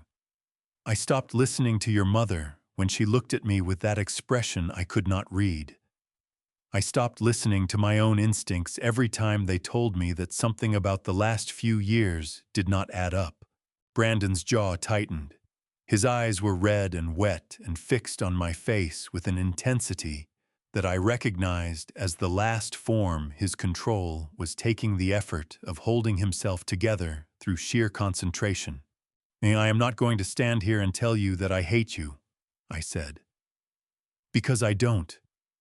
I have stood in rooms a great deal harder than this one, and felt a great deal worse than I feel right now, and I know the difference between pain and hatred. This is pain. This is 36 years of love that ran headlong into 36 years of truth, and the collision of those two things is what you are looking at right now on my face." I took a breath. "But I am also not going to stand here and tell you that I forgive you," I said. "Not today. Not in this room. Forgiveness is not something I owe you in the next 5 minutes. It is something I will have to decide about over time on my own terms, and I may or may not arrive there. That is the honest answer, and I think you are owed at least one honest answer from me today, since I cannot say the same about what I have been given." Brandon's mouth opened. He closed it. Something moved through his face that I could not name, something that was not anger and was not grief exactly, but lived in the same neighborhood as both of them. "Your mother loved you," I said. "She loved you completely and without condition, and she went to her grave loving you. And I know that, because I heard her say it 20 minutes ago in a recording she made, because she was frightened of you and still could not stop herself from loving you. That is the kind of love she had. I hope you understand what you did with it." The silence in the hall had taken on a different quality now. It was not the silence of shock or the silence of anticipation. It was the silence of a room full of people who were witnessing something private, something that had gone past spectacle into territory that felt too personal to watch, but too important to look away from. I reached down and picked up the wooden box from where I had set it on the floor beside me. I held it in both hands for a moment. Then I looked back at Brandon. "I was going to give you this today," I said. "Everything inside it, the patent, the photograph, all of it, because I thought that was what fathers did. They kept giving." I looked at the box, then back at him. "I know someone else who deserves it more." I turned to Gerald. I nodded once. Gerald stepped back to the microphone. "Ladies and gentlemen," he said, and his voice had returned to its full register, clear and carrying and entirely without hesitation. "I have one final thing to share with you this morning." Gerald did not rush. That was the thing about him that I had noticed from the first moment he put his hand on my shoulder in the back of that hall. He moved through time differently than most people. Not slowly, not lazily, but with the particular unhurried quality of a man who has learned over 7 decades that the weight of what you are about to say is communicated as much by the pace at which you approach the microphone as by the words themselves. He stood at the podium, and he looked out at 400 people, and he let the silence do its work for 3 full seconds before he spoke. "47 years ago," he said, "I made my first investment. It was $40,000 into a machine parts manufacturer in Beaumont, Texas, run by a man named Earl Grady, who had calluses on both hands and could not spell the word collateral, but understood better than any MBA I have ever met what it means to build something from nothing and stand behind it." He paused. "Earl Grady is the reason I got into this business. Not because he made me rich, though he did. Because he reminded me that the foundation of any enterprise worth investing in is not the product or the market or the technology. It is the character of the person who is willing to stake everything on it." The hall was absolutely still. "Thomas Carter staked everything," Gerald said. "His workshop, his home, 30 years of his professional reputation used as collateral on loans that his son's name was too new and too unproven to secure on its own. He did all of this without a press release, without a profile in a trade publication, without a single mention at a launch event." He looked directly at Brandon. "He did it because he believed in his son. That is the only reason a man does something like that. And it is, I want to be very clear, the only reason Carter Nexus exists today." Brandon was standing exactly where he had been standing for the past several minutes, in the center of the hall, neither approaching nor retreating, suspended in the particular paralysis of a man who has run out of moves and knows it. "But I will not be pursuing any investment relationship with Carter Nexus," Gerald said. "I want to state that clearly and on the record, because there are people in this room who came here today based on my preliminary interest, and they deserve to know that that interest has been withdrawn." He straightened slightly. Furthermore, I will be communicating to my colleagues and associates in this industry what I have witnessed and learned today, not as punishment, as information. The people in this business have a right to know who they are dealing with. A sound moved through the front tables low and sustained the sound of people recalibrating. A man who will do this to his own father, Gerald said, and his voice had dropped to the register he used when he was saying the thing he most needed people to hear, will do far worse to a partner. That is not a moral judgment. That is a business assessment. And in 47 years, I have not once found it to be wrong. He stepped back from the microphone. For a moment, no one moved. Then the side door opened again, and a man came through it carrying a leather briefcase that I recognized. I had seen that briefcase in my living room in Cedar Creek on a Tuesday evening 3 weeks ago, sitting on the coffee table while its owner spread documents across my kitchen counter and walked me through what he was seeing and why he was concerned. Robert Langley had been my family attorney for 19 years. He was 60 years old, compact and precise, a man who wore the same style of rimless glasses he had worn since the 90s, and had never once, in my experience, raised his voice in a room because he had never needed to. He walked to the stage with the deliberate calm of a man arriving at a meeting he had scheduled well in advance. "Mr. Langley," Gerald said, stepping aside. Robert set his briefcase on the podium and opened it with the 2 brass latches he had never replaced, despite the briefcase being visibly older than some of the people in the room. He removed a set of documents held together with a large black clip. "My name is Robert Langley," he said. "I am Thomas Carter's attorney. I have represented his personal and business interests for 19 years. He looked at the documents for a moment, then back at the room. "Under the terms of the original investment agreement signed between Thomas Carter and Brandon Carter in January of 2023, Thomas retained a 51% controlling interest in Carter Nexus, designated as a silent majority position. That agreement contains several protective clauses standard in investment contracts of this type, which specify conditions under which the majority shareholder may exercise his rights to recover his investment and reassert operational control." He turned one page. "Those conditions include, but are not limited to, material misrepresentation, to investors' misuse of investment capital, and actions by the minority operating partner that constitute a breach of fiduciary duty to the majority shareholder." He looked up.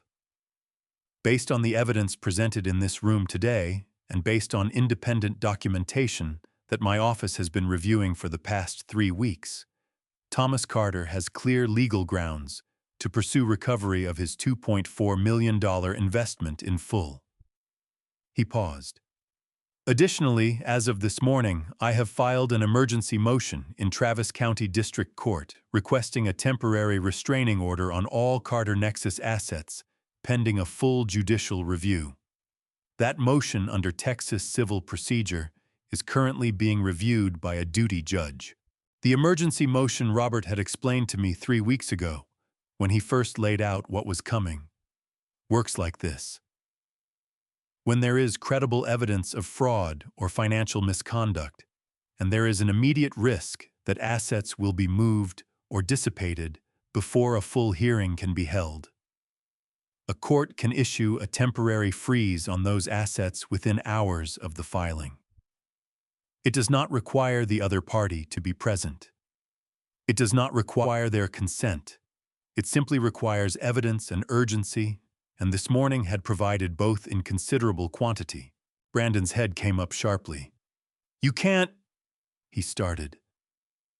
The air went out of Brandon Carter in a way I could see from where I was standing. Not dramatically, not in a collapse. Just a slow, visible deflation, like a tire losing pressure, the body understanding something before the mind has finished arguing against it. I watched my son's face in the moment he understood that it was over. Not a performance over, not a setback over. Over in the way that certain things are over completely and without appeal the way a door locks from the outside, and the key no longer exists. He turned and looked at Olivia. She was already looking at her phone. The hall emptied the way rooms do after something significant has occurred in them, not all at once, in clusters. The front tables first, the investors and press who had somewhere to be and something to file and someone to call, moving toward the exits with the contained urgency of people who are professionally trained to process information quickly and act on it faster. Then the middle tables, the guests and associates, who had come expecting one kind of morning and received an entirely different one, moving more slowly in twos and threes, leaning toward each other, with the low, concentrated murmur of people still assembling what they had witnessed into a shape they could hold. Brandon was escorted from the hall by two men I did not recognize, one on either side of him, not holding him, but flanking him in the deliberate way that communicates clearly enough without requiring physical contact. He did not look at me as he went. He looked straight ahead, his jaw set, his hands loose at his sides, and I watched him until the door closed behind him, and then I looked away. Olivia had already gone. I had not seen her leave. She was simply there and then she was not, which was, I supposed, consistent with everything else about her.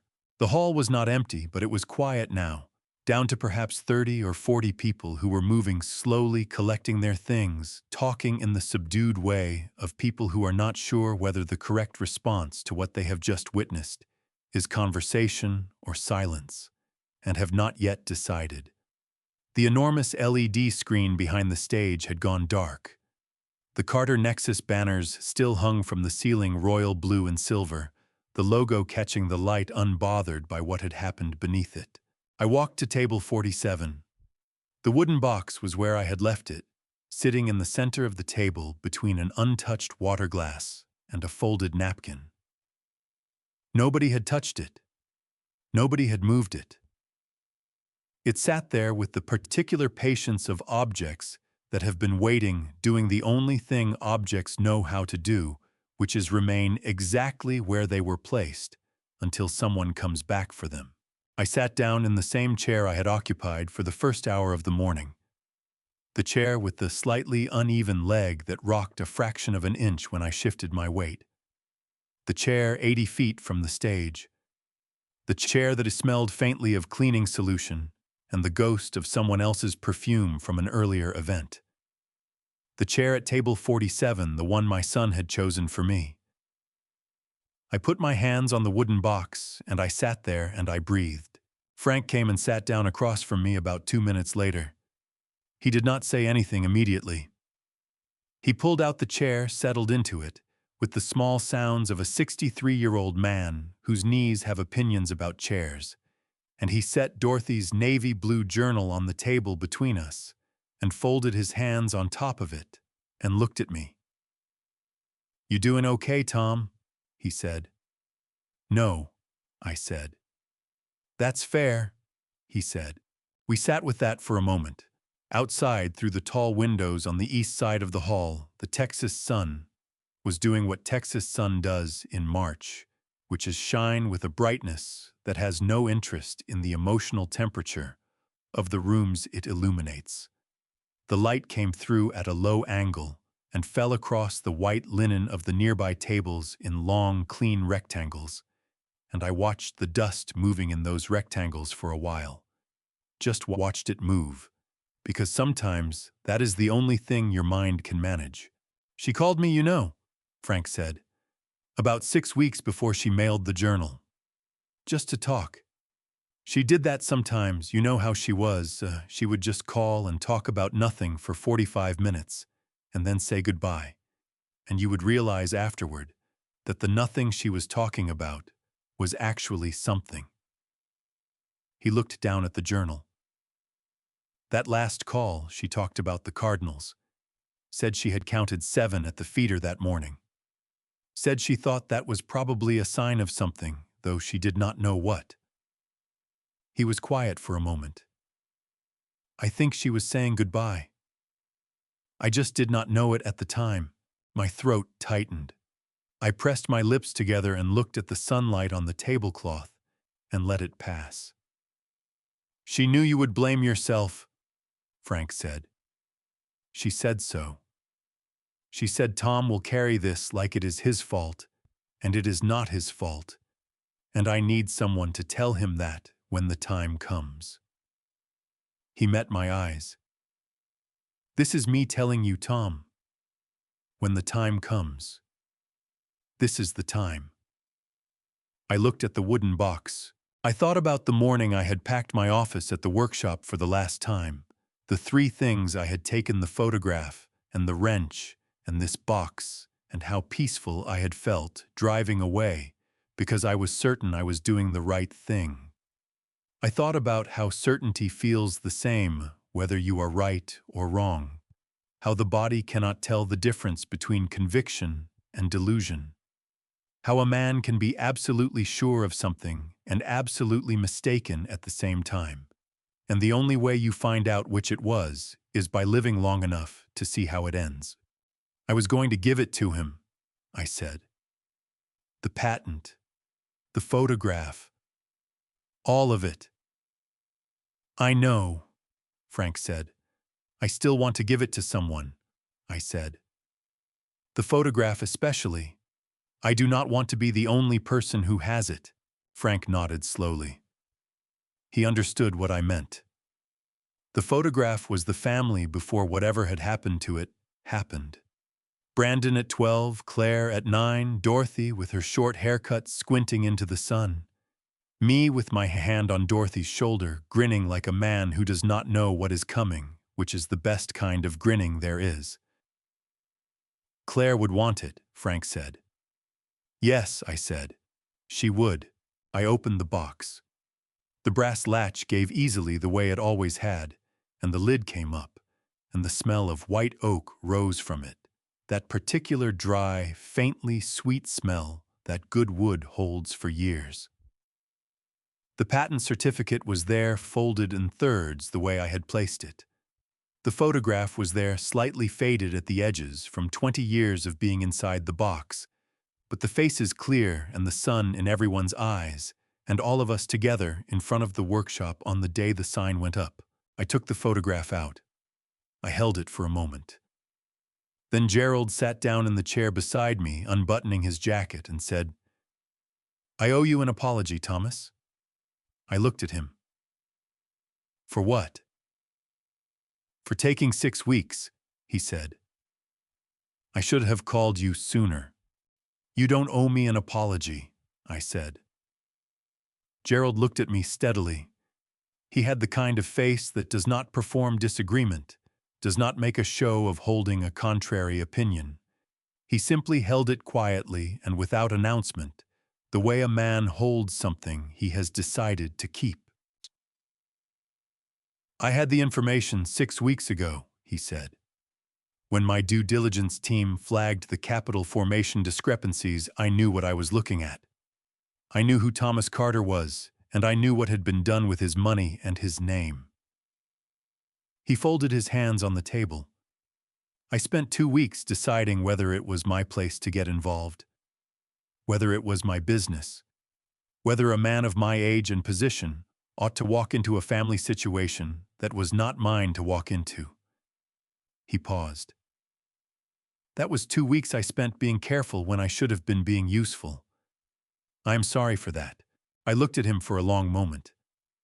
Outside the tall windows, the March sun was climbing higher, burning off the last of the morning's thin cloud cover, the way Texas mornings do, decisively and without sentiment.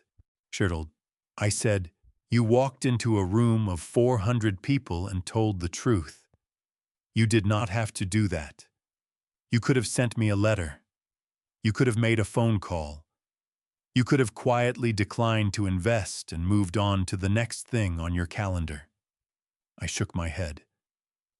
You don't owe me an apology. You owe me nothing. I am the one who owed myself 36 years of paying better attention. Gerald was quiet for a moment. Then he said, Earl Grady died in 2011. Lung cancer.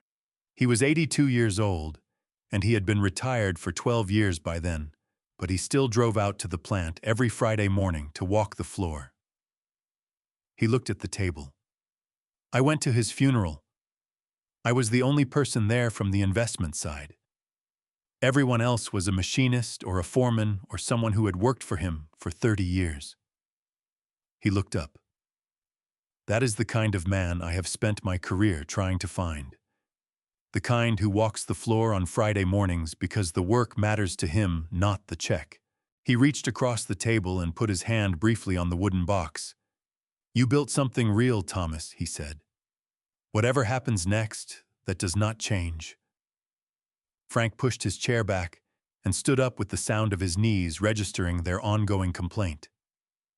He picked up Dorothy's journal and tucked it under his arm. He looked at me with the expression of a man who has said what he came to say, and now intends to let the rest of the morning proceed without managing it. "I'm going to get some water," he said. "You want some water, Tom?" "I'm fine, Frank," I said. "You're not fine," he said, "but I'll get you some anyway."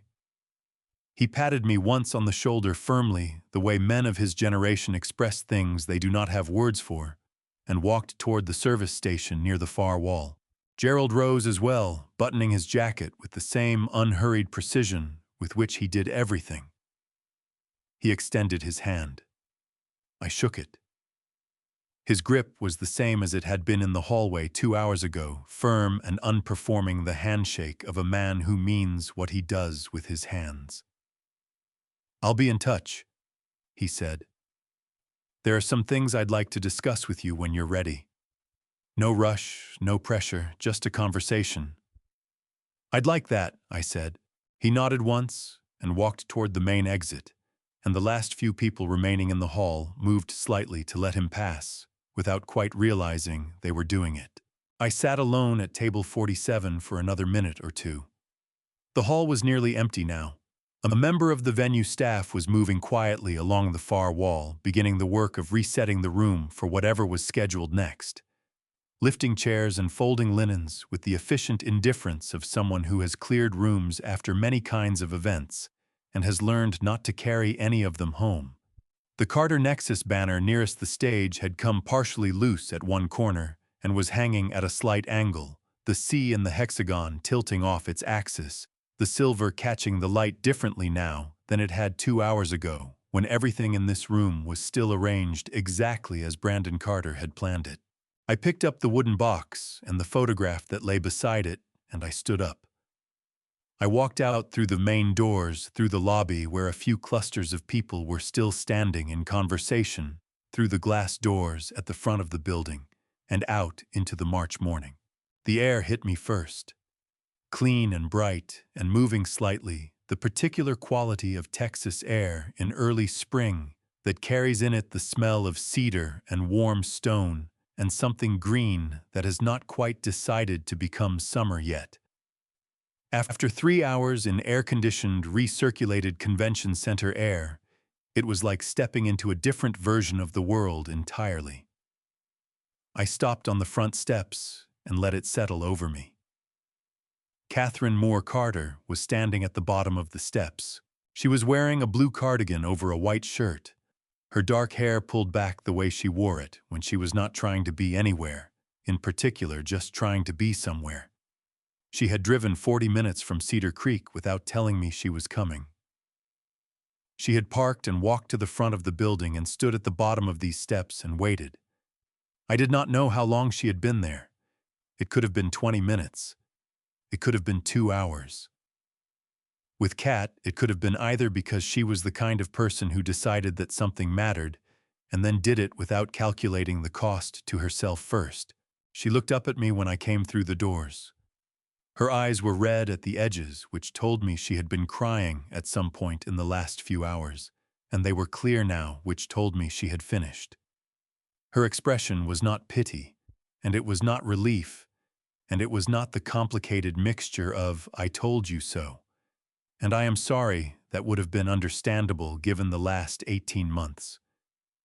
It was something simpler and older than any of those things. She was just glad I was there. I came down the steps. She put both arms around me and held on, and I stood in the morning light on the front steps of the Austin Convention Center, with my wife's arms around me and the wooden box pressed between us, and I let myself be held for the first time all morning. My shoulders came down, my jaw unclenched, something that had been pulled very tight inside my chest since 6 o'clock that morning. Since the navy suit and the blue tie and the coffee with a pinch of salt began very slowly to release. "I heard some of it," she said quietly, her mouth near my ear. "There were people in the lobby. Word travels fast." "It does," I said.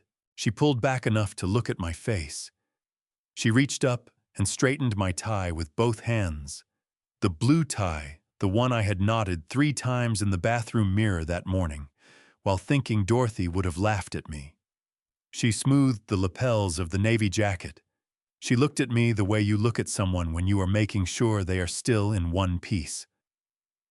"What do you want to do now, Tom?" she said. I looked at her. I looked at the wooden box in my hands.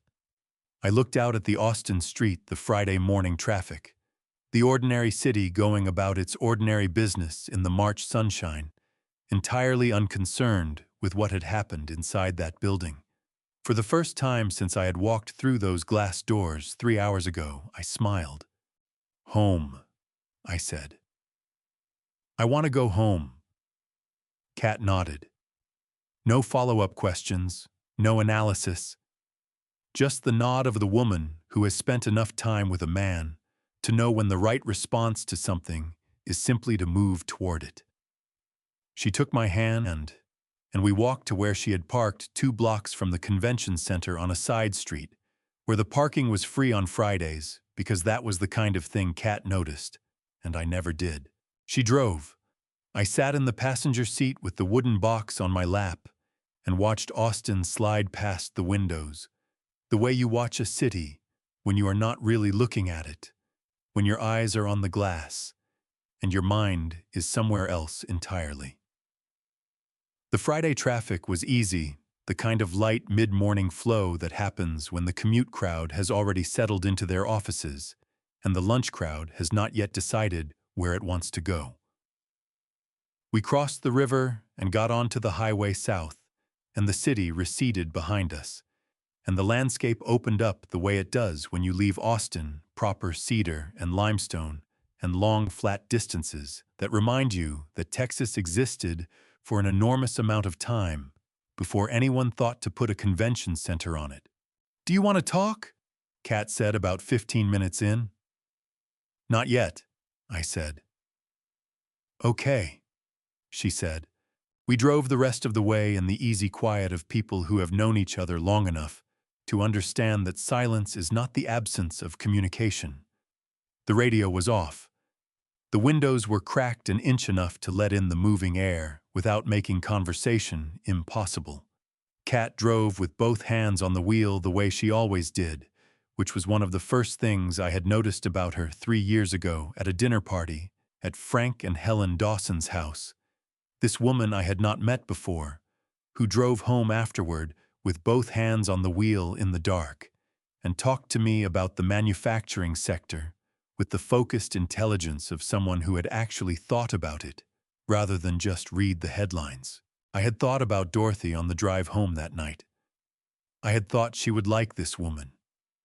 And then I had felt guilty for thinking it, and then I had felt guilty for feeling guilty, which is the particular loop that grief sets you in for a while before it decides to let you out.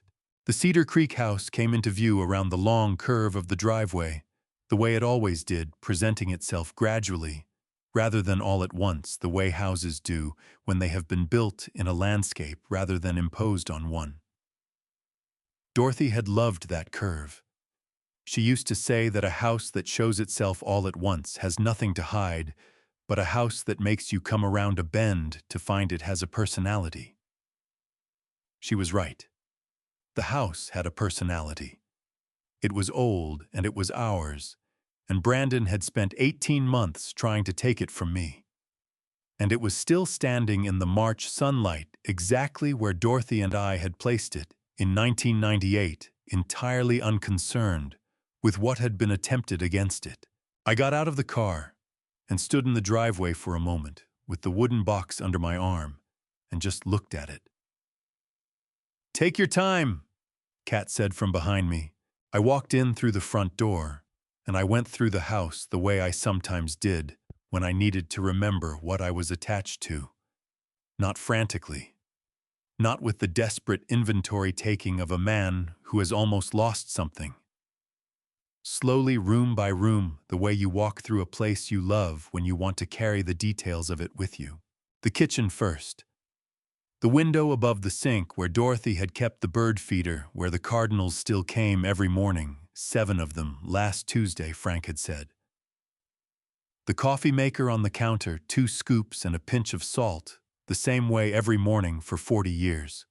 The chair at the end of the table where I always sat, and the chair at the other end where she always sat, and the 4 feet of oak table between us that had held 30 years of ordinary mornings. Then the living room. The fireplace with the mantel I had built myself in 2001 when the original one cracked in a hard freeze, and I decided I would rather make a new one than hire someone to do it. The bookshelves on either side. Dorothy's books on the left, mine on the right, a system we had arrived at without ever discussing it. The couch where Claire used to fall asleep during football games with her head on Dorothy's lap, her feet on mine. Then the hallway. The photographs on the wall, a record of the life of a family arranged in rough chronological order, beginning with a wedding photograph taken in 1986 and ending with a photograph from Claire's graduate school graduation in 2019. Brandon appeared in many of them. I did not take them down.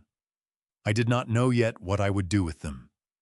That was a decision for another day, the kind of decision that requires a certain amount of distance before it can be made well. I stopped at the doorway of Dorothy's sewing room.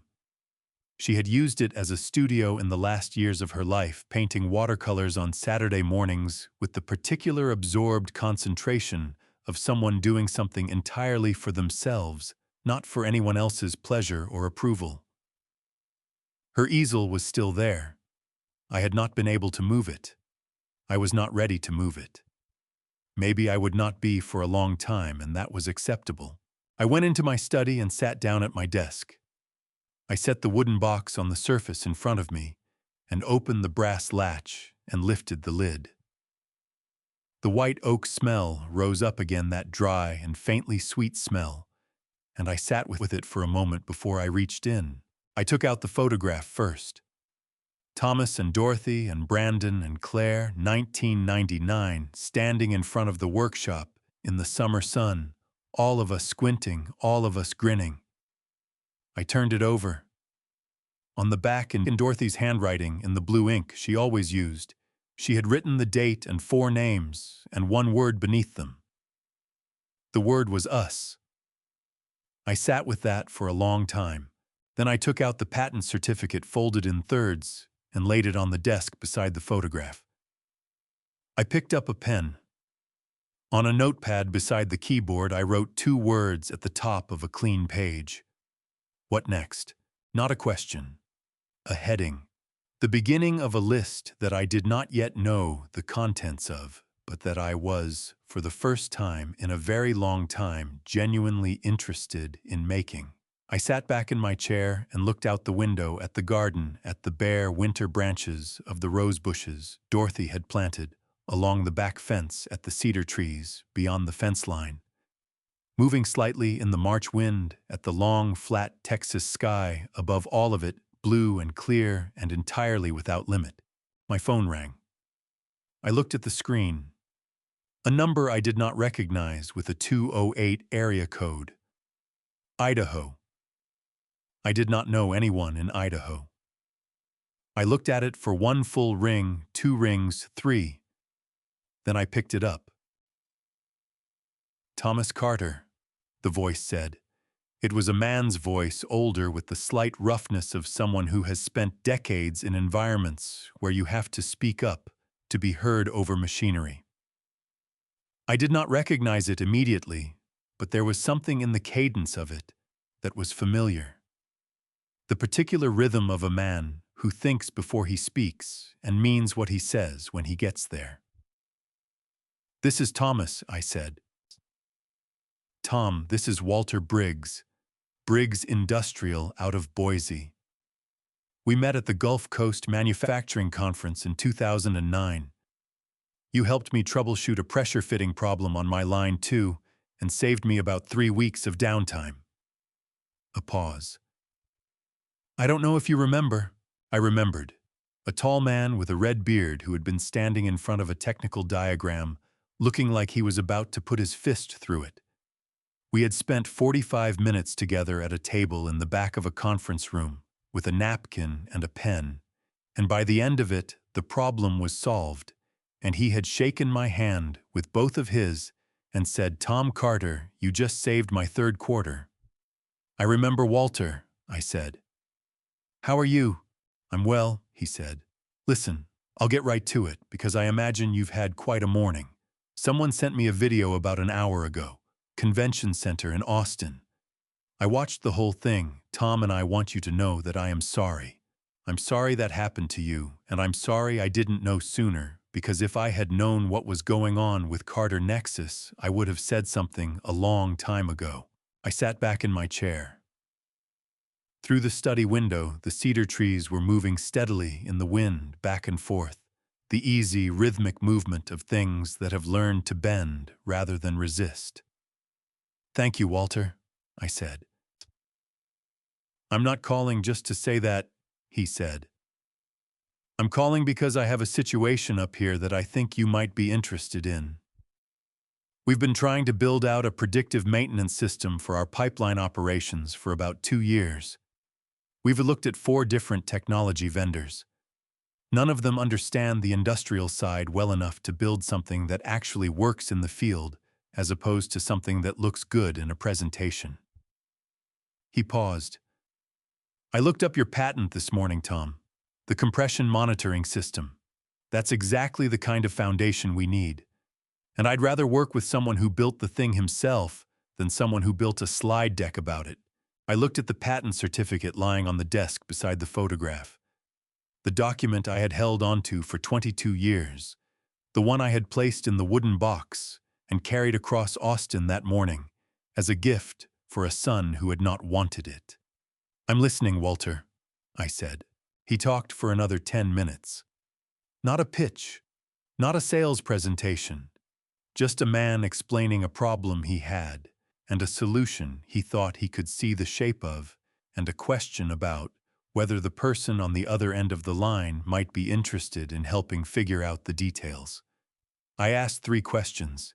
He answered all of them without hesitation, with the specific knowledge of someone who actually understood his own operation, rather than summarizing it from a report someone else had written. By the end of the call, we had agreed to a video conversation the following week.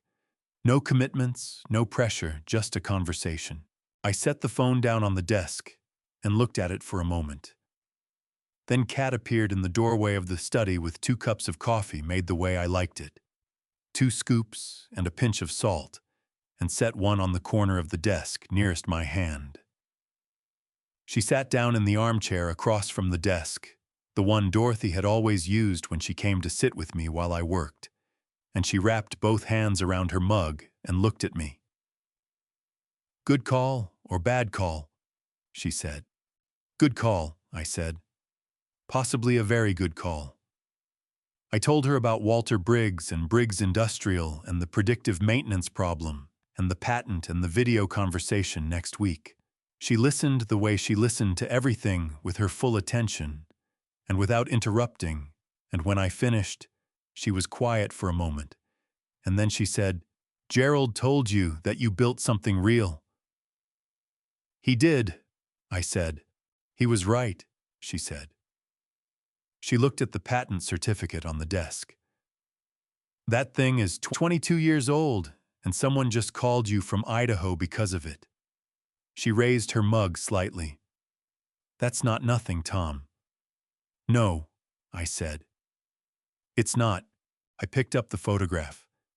Dorothy and me and Brandon and Claire squinting into the summer sun, grinning like people who do not know what is coming, which is the best kind of grinning there is.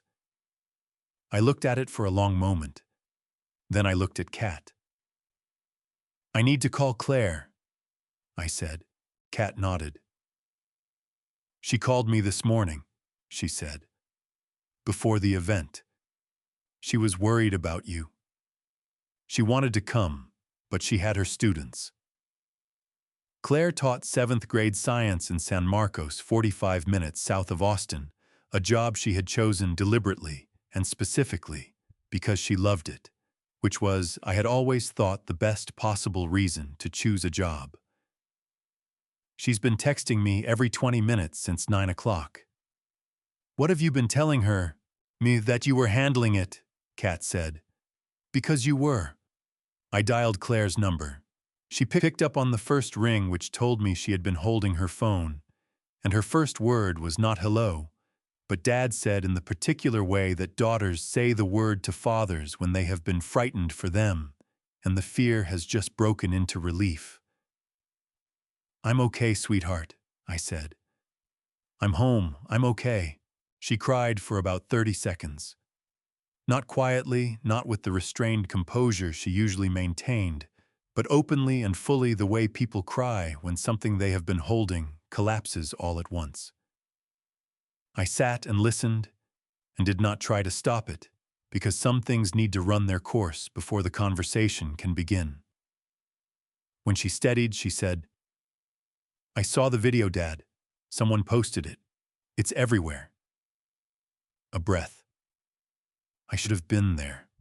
I should have been with you." "You didn't know what was going to happen," I said. "Neither did I." "Are you really okay?" "I'm really okay," I said. "And I have something for you. Something I've been holding on to for a long time that belongs with you." I looked at the photograph on the desk, at Dorothy's handwriting on the back, at the words she had written in blue ink 25 years ago. "Can you come to Cedar Creek this weekend?" A pause. Then, "I'll be there Saturday morning." "Good," I said. "I'll make coffee." After I hung up, I sat quietly for a moment with the photograph in my hand. Kat was watching me from the armchair with the patient attention of a woman who knows when something important is happening and has the wisdom to let it happen at its own pace. "She's coming Saturday," I said. "I know," Kat said. "I'll make her room up." I set the photograph down on the desk, face up, so that Dorothy and Thomas and Brandon and Claire were all looking at the ceiling of my study in the March afternoon light. Then I picked up the pen and looked at the notepad where I had written 2 words at the top of a clean page. What next? I wrote the first item on the list. Call Walter Briggs, Tuesday, 10 a.m. Then I wrote the second. Give Claire the photograph. Saturday. Then I sat back and looked at what I had written, 2 lines on a clean page, small and specific and entirely achievable, and I felt something I had not felt since January of 2023, when I had signed the papers selling my workshop and driven away, feeling certain I was doing the right thing. I felt like I knew what I was doing, not because everything was resolved, not because the legal process was finished, or the grief was over, or the damage of the last 18 months had been undone, because none of those things were true. And I knew it. But because for the first time in a long time, I was making plans based on what I actually wanted, rather than what someone else had told me I should want. That was enough. For a Friday afternoon in March, that was more than enough. The afternoon light was doing what afternoon light does in Texas in March. It came through the study window and fell across the desk, and across the notepad, with its 2-line list, and across the wooden box sitting open with the patent certificate inside it, and it made all of those things look briefly like they were made of something more significant than paper and oak and 22 years of accumulated intention. I sat in that light for a while. Then I got up and went outside. The garden was Dorothy's. She had built the raised beds herself from cedar planks, because she decided she wanted to grow things and was not interested in waiting for me. The rose bushes were dormant, still bare brown canes along the fence, but I knew they would begin showing green within the next 2 or 3 weeks. They had survived the hard freeze of 2021 that had killed half the gardens in Travis County. That was consistent with Dorothy's character. I walked to the middle of the yard and stood there. I allowed myself for the first time all afternoon to simply think about Brandon. He was 36 years old and facing the collapse of everything he had built as a direct consequence of choices he had made. I was not going to carry that weight. Dorothy had told me not to, but he was still my son. He was the 7-year-old who fell asleep in my truck. He was also the man who stood at that microphone. Both of those things were true, and I was going to have to hold them at the same time for the rest of my life. Kat came out through the back door and stood on the porch steps without coming into the garden. She understood without being told that I needed uninterrupted space. She had always been like that. I walked back toward the porch. "I'm going to be okay," I said. "I know," she said. "You've been okay before. You'll be okay again." "Dorothy would have liked you," I said. It was the first time I had said it out loud. Kat was quiet for a moment. A cardinal landed on the fence post, bright red against the dormant roses, and sat there briefly before lifting off and disappearing into the evening. "Are you hungry?" Kat said. "Starving," I said. She laughed. It was her own laugh particular to her, and it was real, and it was here, and it was enough. I have thought about that day many times since March 14th. Not with bitterness, not with the particular grinding ache of a wound that will not close. With the careful attention of a man trying to understand something important before he runs out of time to understand it. Here is what I know. I spent 67 years believing that love was something you demonstrated through provision. That the way you showed a person they mattered was by giving them what they needed before they asked for it. My father believed this. His father believed it before him. It was the only language I had been taught, and I spoke it fluently and without question for my entire adult life.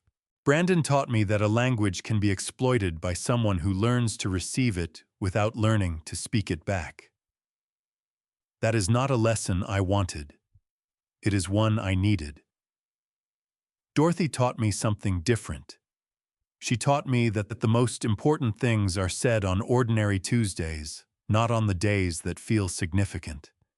She taught me that a woman who mails a navy blue notebook to her accountant because she wants the truth to survive is braver than anyone who has ever stood on a stage. Claire taught me that quiet people are watching, that patience is not passivity, that the person sitting at the edge of the room sometimes sees the whole room more clearly than anyone standing in the center of it. Kat taught me that love can arrive more than once in a life, and that accepting it the second time requires a courage that nobody warns you about when you are young. And Gerald Warren, a man I had never formally met before. A Friday morning in March taught me that character is visible to people who know what to look for. I built a workshop with my hands. I built a family with my hands. Some of what I built lasted. Some of it did not. But I am still here, and the list on my notepad has more than 2 lines on it now. And Claire is coming on Saturday, and the roses in Dorothy's garden are beginning to show green at the tips of the canes. That is enough. That has always been enough. So that is my story. A grandpa story that I never wanted to tell, but one I think needed to be told. This is a family story about a father who confused love with provision and paid for that confusion with 30 years of his life. I gave everything I had to a son who learned to take without seeing. And the honest truth is, I let him. I taught him without meaning to that I would always be there to give, and never required him to be there to receive with any kind of grace. God has a way of bringing the truth forward when we have been avoiding it long enough. That morning in Austin was mine. My advice to you is simple. Do not do what I did. Do not measure your love in dollars. Do not make yourself invisible in your own story. And do not wait for a convention hall full of strangers to tell you what the people closest to you have been trying to show you all along. These grandpa stories, these family stories exist because someone has to say the quiet things out loud. If this story reached something in you, leave a comment below and tell me what it stirred. Share it with someone who needs to hear it. And if you believe these grandpa stories deserve to continue, subscribe and stay with us. Thank you for listening all the way to the end. A gentle reminder, some stories on this channel contain fictional elements crafted purely to carry a human truth. If that is not for you, we understand completely. Choose what feeds your soul.